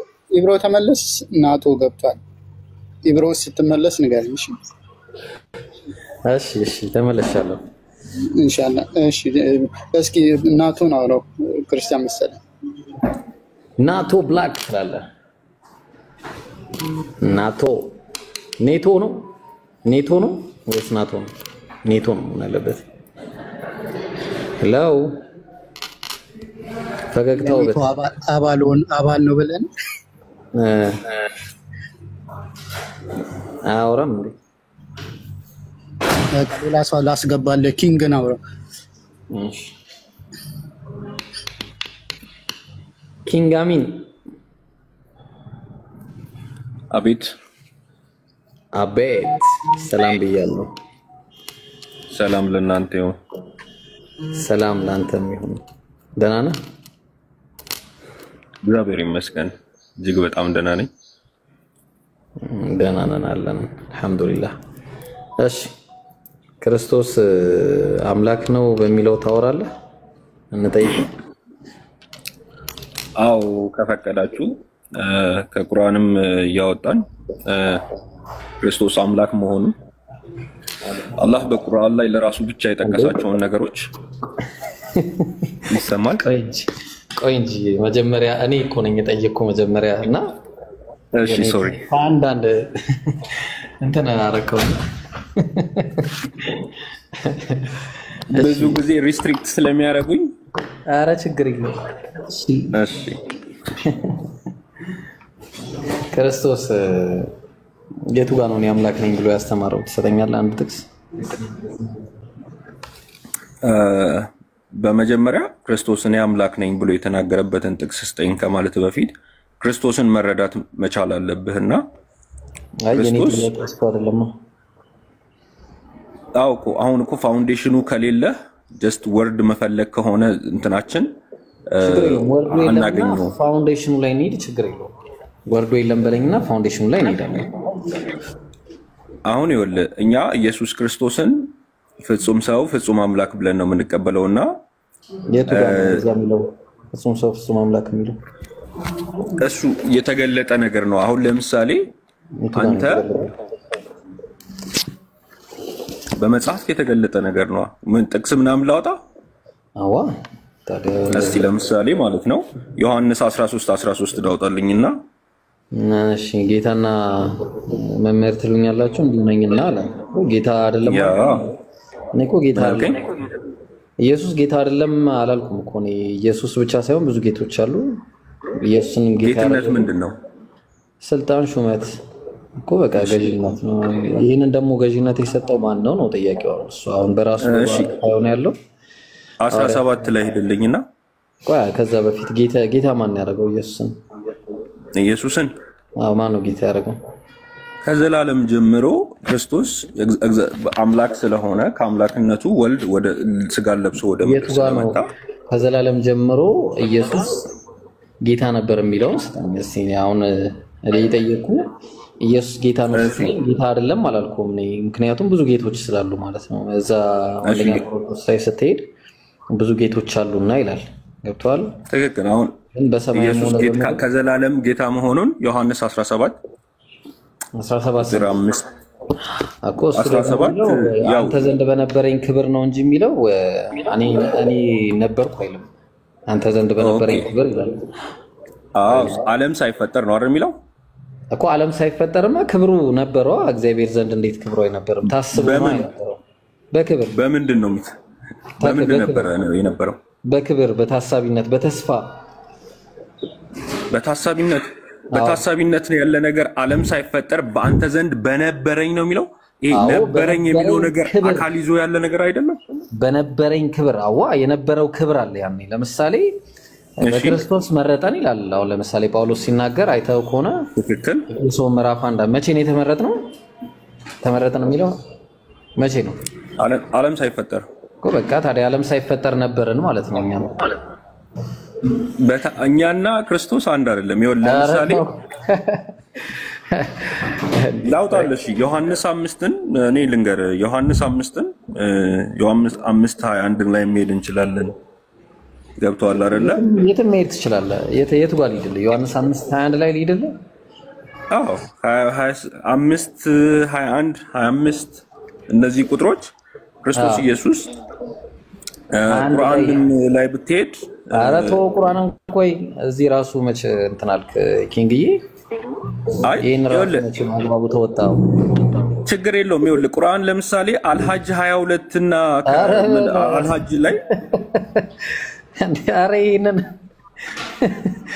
ኪንግ ተውከው። ዮሐንስን ተውከው። አልተውኩትም እኮ ሪፈረንስ እኮ የሰጠው ነው። አይ እዚህ ጋር ጨርሳ ይሄን ምን እንደሆነ እኮ ሳትነግረኝ ነው የሄድኩት። ዮሐንስ 5:21 ላይ አሙታን እንደሚያስነሳ ሕይወትም እንደሚሰጣቸው እንዲሁ ወልድ ደግሞ ለሚወዳቸው ሕይወትን ይሰጣቸዋል አለ። ይሄንን ሕይወት ኢየሱስ ራሱ ሕይወትን ያገኘው ከማን ነው? እዛው ቁጥር 26 አንብበዋል። እሺ ማን ነው ሕይወት እንዲሰጥ የሰጠው ማን ነው? አብ ነው።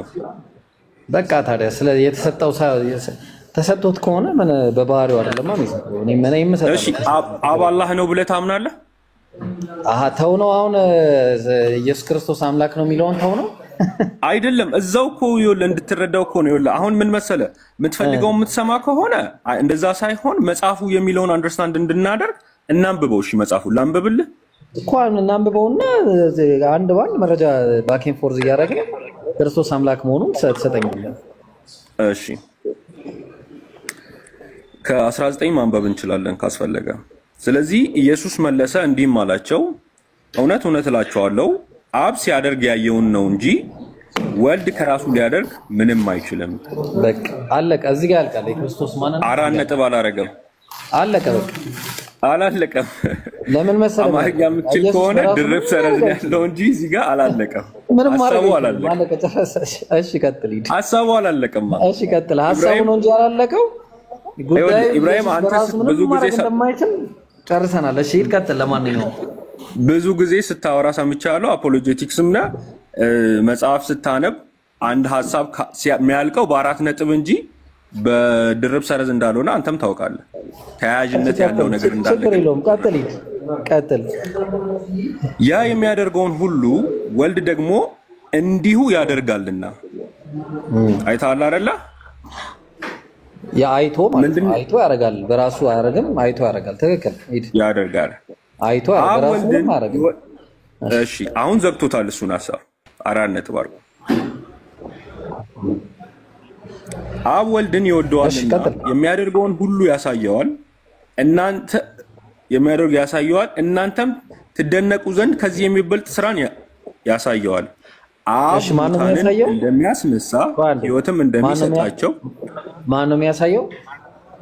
አብ ነው የሚያሳየው። ወልድ እኮ ከዘላለም እኮ ነው። ለምን ነው በራሱ ማያየው?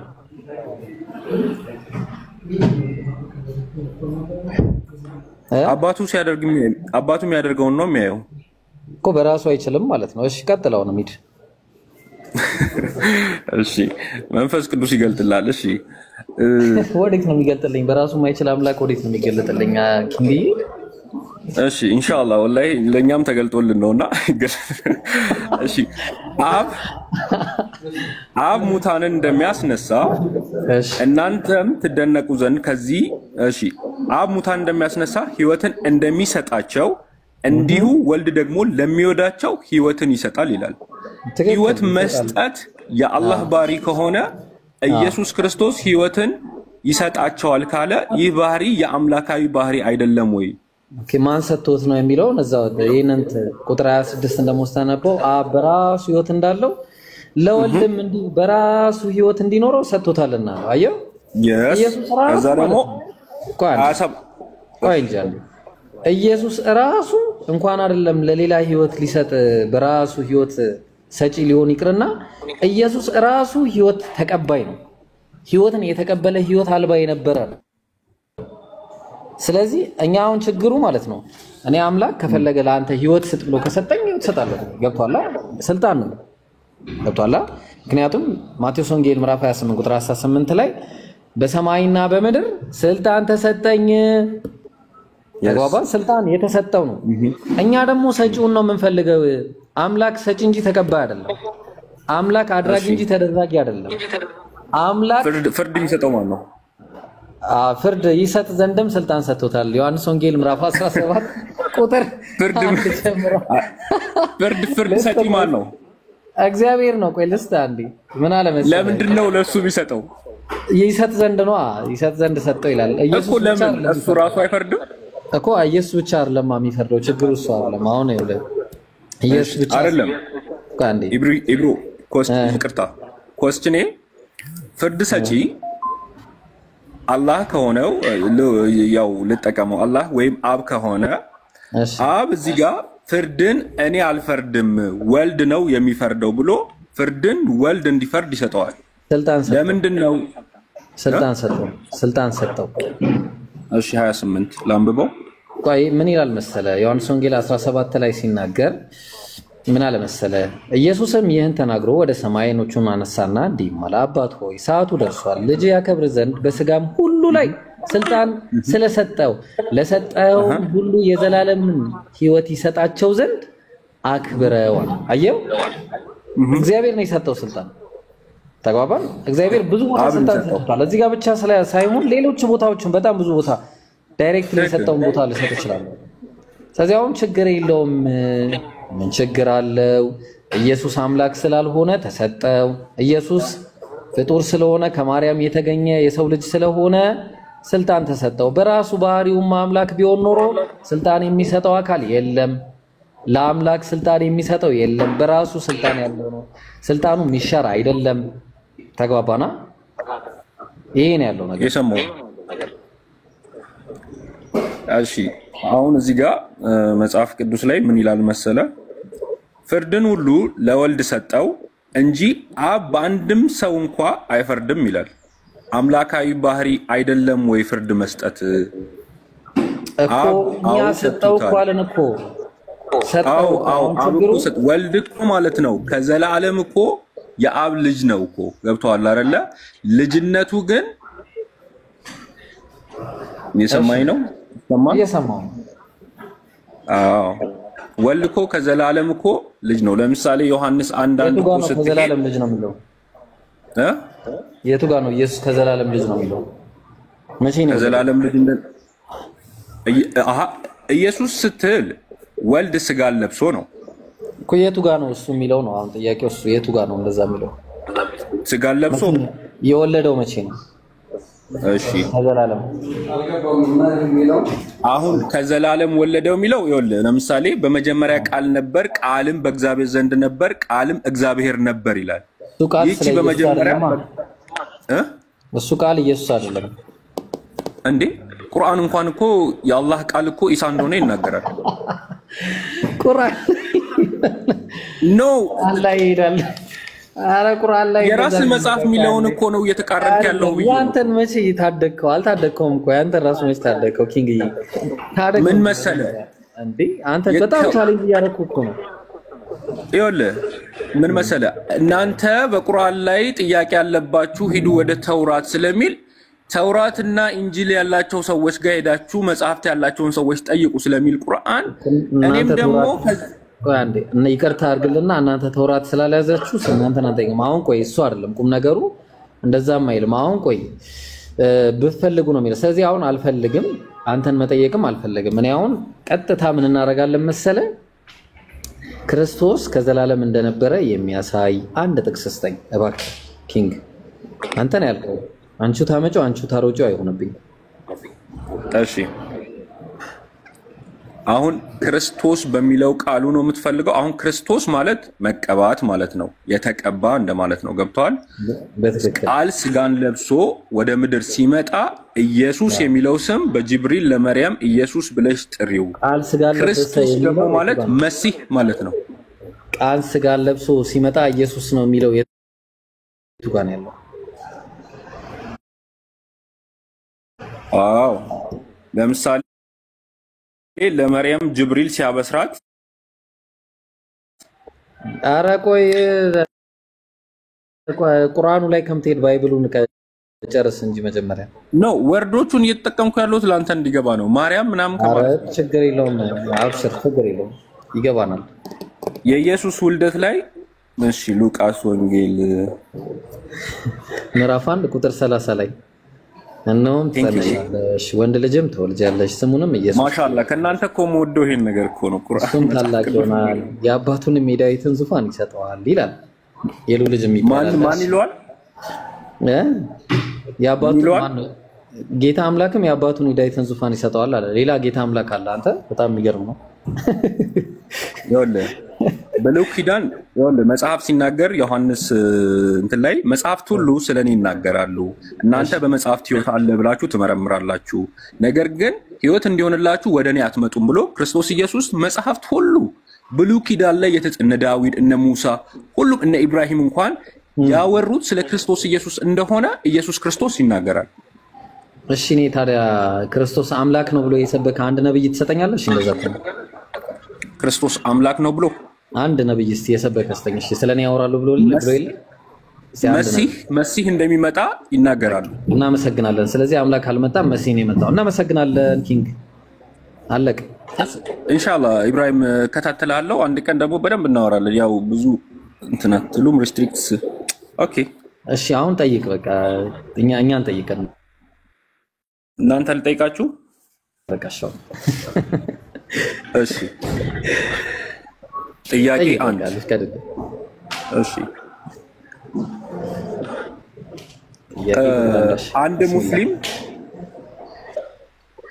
አንድ ሙስሊም ይሰማል አይደለ? ኔትወርክ ያው ኢብሮ እሺ አንድ ሙስሊም በአላህ ረህመት ነው ጀነት የሚገባው ወይስ በስራው ነው? በሁለቱም። በሁለት መንገድ ነው ጀነት የሚገባው ማለት ነው። በሁለቱንም ይዘህ ነው እንጂ በአንዱ ብቻ አትገባም። ስራ ሰርቼ የአላህ ረህመት ከሌለኝ አልገባም፣ የአላህ ረህመት ኖሮኝ ደግሞ ስራ ካልሰራው አልገባም።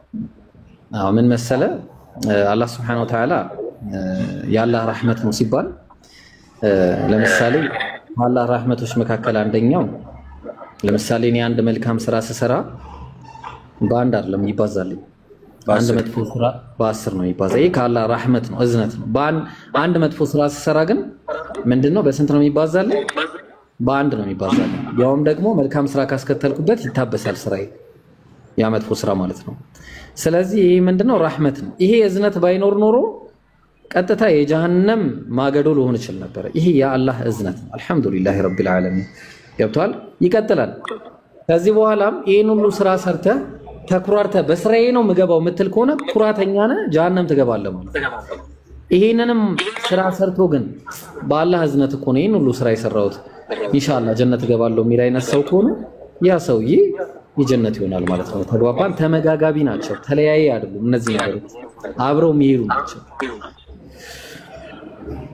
ፍጹም ሰው ፍጹም አምላክ እንደምትለው ማለት ነው።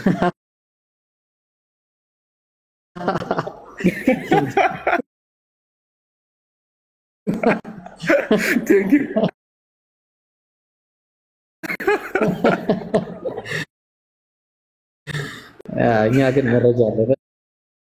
እሺ ቀጥል። እሺ ሁለተኛ ሌላኛው ጥያቄ ማታም ከሌላ ወንድም ጋር እየተወያየው ነበርና እሺ አሁንም መልሼ አንተን መጠይቅ እዛ ሰው ልጅ በደንብ አላብራራልኝም እና ጀስት ሌሎች ሙስሊሞችን እኔ ያው ከሙስሊም ፋሚሊ ባክግራውንድ ነኝና ብዙም ስለ እስልምና አላውቅም። ቱ ቢሆንስ ግን ቤተሰቦቼ ነበሩ።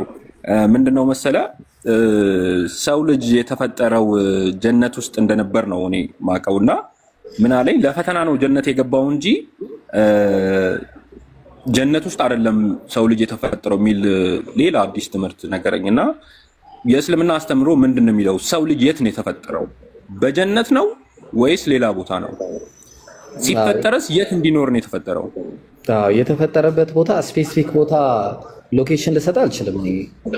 በዚህ ቅያስ ገባ ብለህ በዛፍ ሄደ ምናምን እንደዛ ብዬ አልነግርህም። ግን ጀነት ውስጥ አይሚን አሁን የምንኖርበት ምድር ላይ ነው ወይስ ገብቶኛል? ከአፈር ነው የተፈጠረው ባጭሩ ማለት ነው። እሺ የትም ቦታ አላህ ይፍጠረው።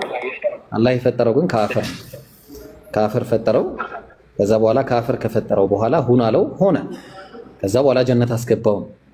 ተግባባን? ጀነት አስገባው። ጀነት ከገባ በኋላ ለጀነት እንዲኖር አይደለም ጀነት ውስጥ ያስገባው። ምክንያቱም አላህ በሱረቱል በቀራ ምዕራፍ 2 ቁጥር 30 ላይ ቀድሞውኑ የሰው ልጆች በምድር ላይ እንዲኖሩ አስቀድሞ የወሰነው ውሳኔ አለ። በውሳኔ ነው መጀመሪያ ማለት ነው። ለምንድን ነው የሚኖሩት ከተባለ በምዕራፍ 67 ቁጥር 2 ላይ የሰው ልጅ ማን ነው ሞትንና ህይወትን የፈጠረው የትኞቻችሁ መልካም ሰሪዎች እንደሆናችሁ ሊሞክራችሁ ነው ያለው። ስለዚህ ጀነት ውስጥ አላህ ጀነት ውስጥ ያስገባቸው የእሱን ምህረት እንዴት ማግኘት እንዳለባቸው ሊያስተምራቸው። ለምሳሌ ያችን በለስ አስቀምጥና አትብሉ አላቸው። ከበላችሁ ልብሳችሁ ይገለጣል አላቸው። ልብሳችሁ ይገለጣል ከበዳዮችም ትሆናላችሁ አላቸው። ባሉትን መሰረት ልክ ሲበሉ ልብሳቸው ተገለጠ። ተግባባን? ልብሳቸው ተገለጠ። ግን ከጀነት አልወጡም። ምክንያቱም ከጀነት እንዲወጡ አይደለም ከበላችሁ ከጀነት ትወጣላችሁ አይደለም የተባሉት፣ ልብሳችሁን ታጣላችሁ ነው የተባሉት። ልብሳቸውን አጡ። ልብሳቸውን ካጡ በኋላ ግን ወዲያውኑ ይቅርታን ጠየቁ። ረበና ዘለምና አንፉሰና አሉ። ጌታችን ሆይ ራሳችንን በድለናል። ወይለም ተግፊር ለና ባትምረን፣ ወተርሐምና ባታዝንልን፣ ለነኩነነ ሚነል ኻሲሪን ከከሳሪዎች እንሆናለን አሉ።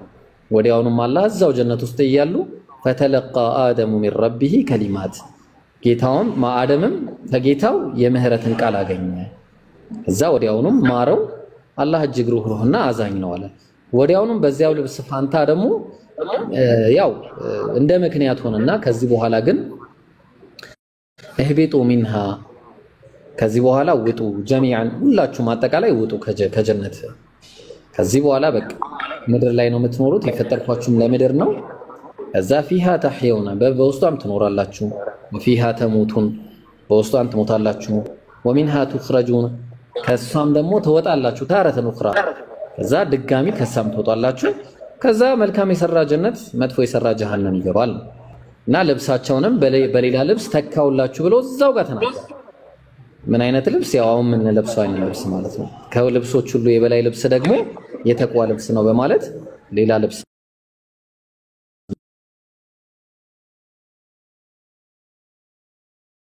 ነው። መርያም ላይ መሰለኝ እሱ ግን በቃ እሺ እንዲሁ ላስረዳ። በቃ እኔ ችግር የለውም።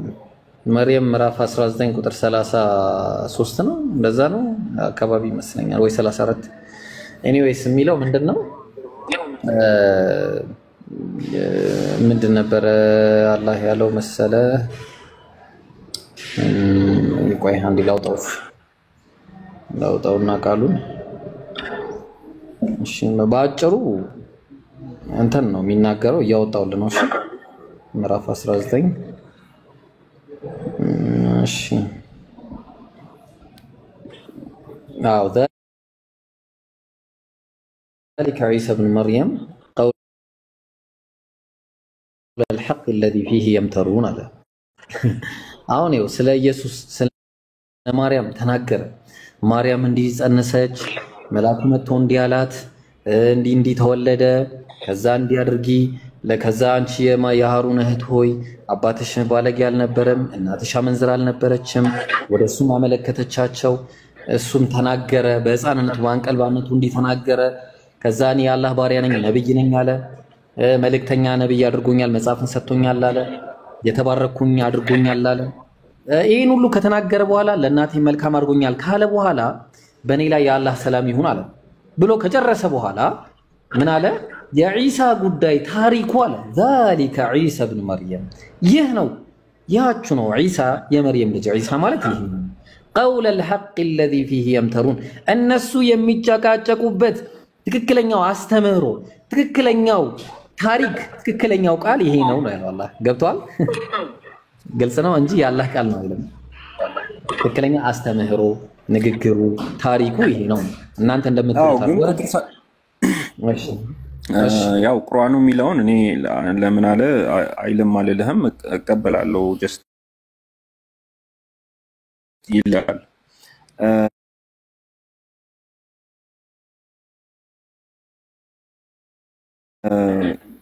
በህይወት እስካለ 31 ቁጥር 31 ላይ በየትም ስፍራ ብትሆን ብሩክ አድርጎኛል፣ በህይወት እስካለው ሰላትን በመስገድ ዘካንን በመስጠት አዞኛል ይላል። ኢየሱስ የሚሰግደው ሰላት ምን አይነት ሰላት ነበር? ወይም ኢሳ የሚሰግደው ሰላት ምን አይነት ሰላት? ጥያቄ ጨረስክ? የቀድሙ ጥያቄ አለቀ? ተስማማን? ተመለሰልህ? ይሄንን ለመለስልህ ደግሞ ቁርአኑ የሚለውን ነገር አስቀምጠልኛል። እንደዛ ነው የሚለው። እሺ ስለዚህ አሁን ዒሳ የሚሰግደው ሰላት ምን አይነት ሰላት ነው ከተባለ ያው እንደዚህ ብሎ አልነገረንም። ሰላት ማለት ግን ስግደት ነው። ምን አይነት ስግደት እንደሆነ የነሱ ሸሪዓ በነሱ ሸሪዓ ያሰጋገድ መንገድ እንዴት እንደነበረ አላህ ነው የሚያውቀው። 5 ወቅት ይሁን 50 ወቅት ይሁን አናውቅም።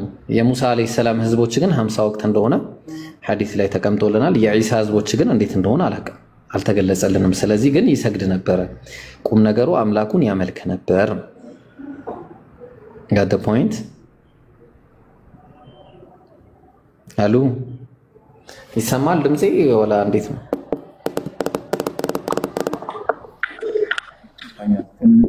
ያስቸገረኝ ነው መሰለኝ። እንደዛ ነው ያለው ነገር።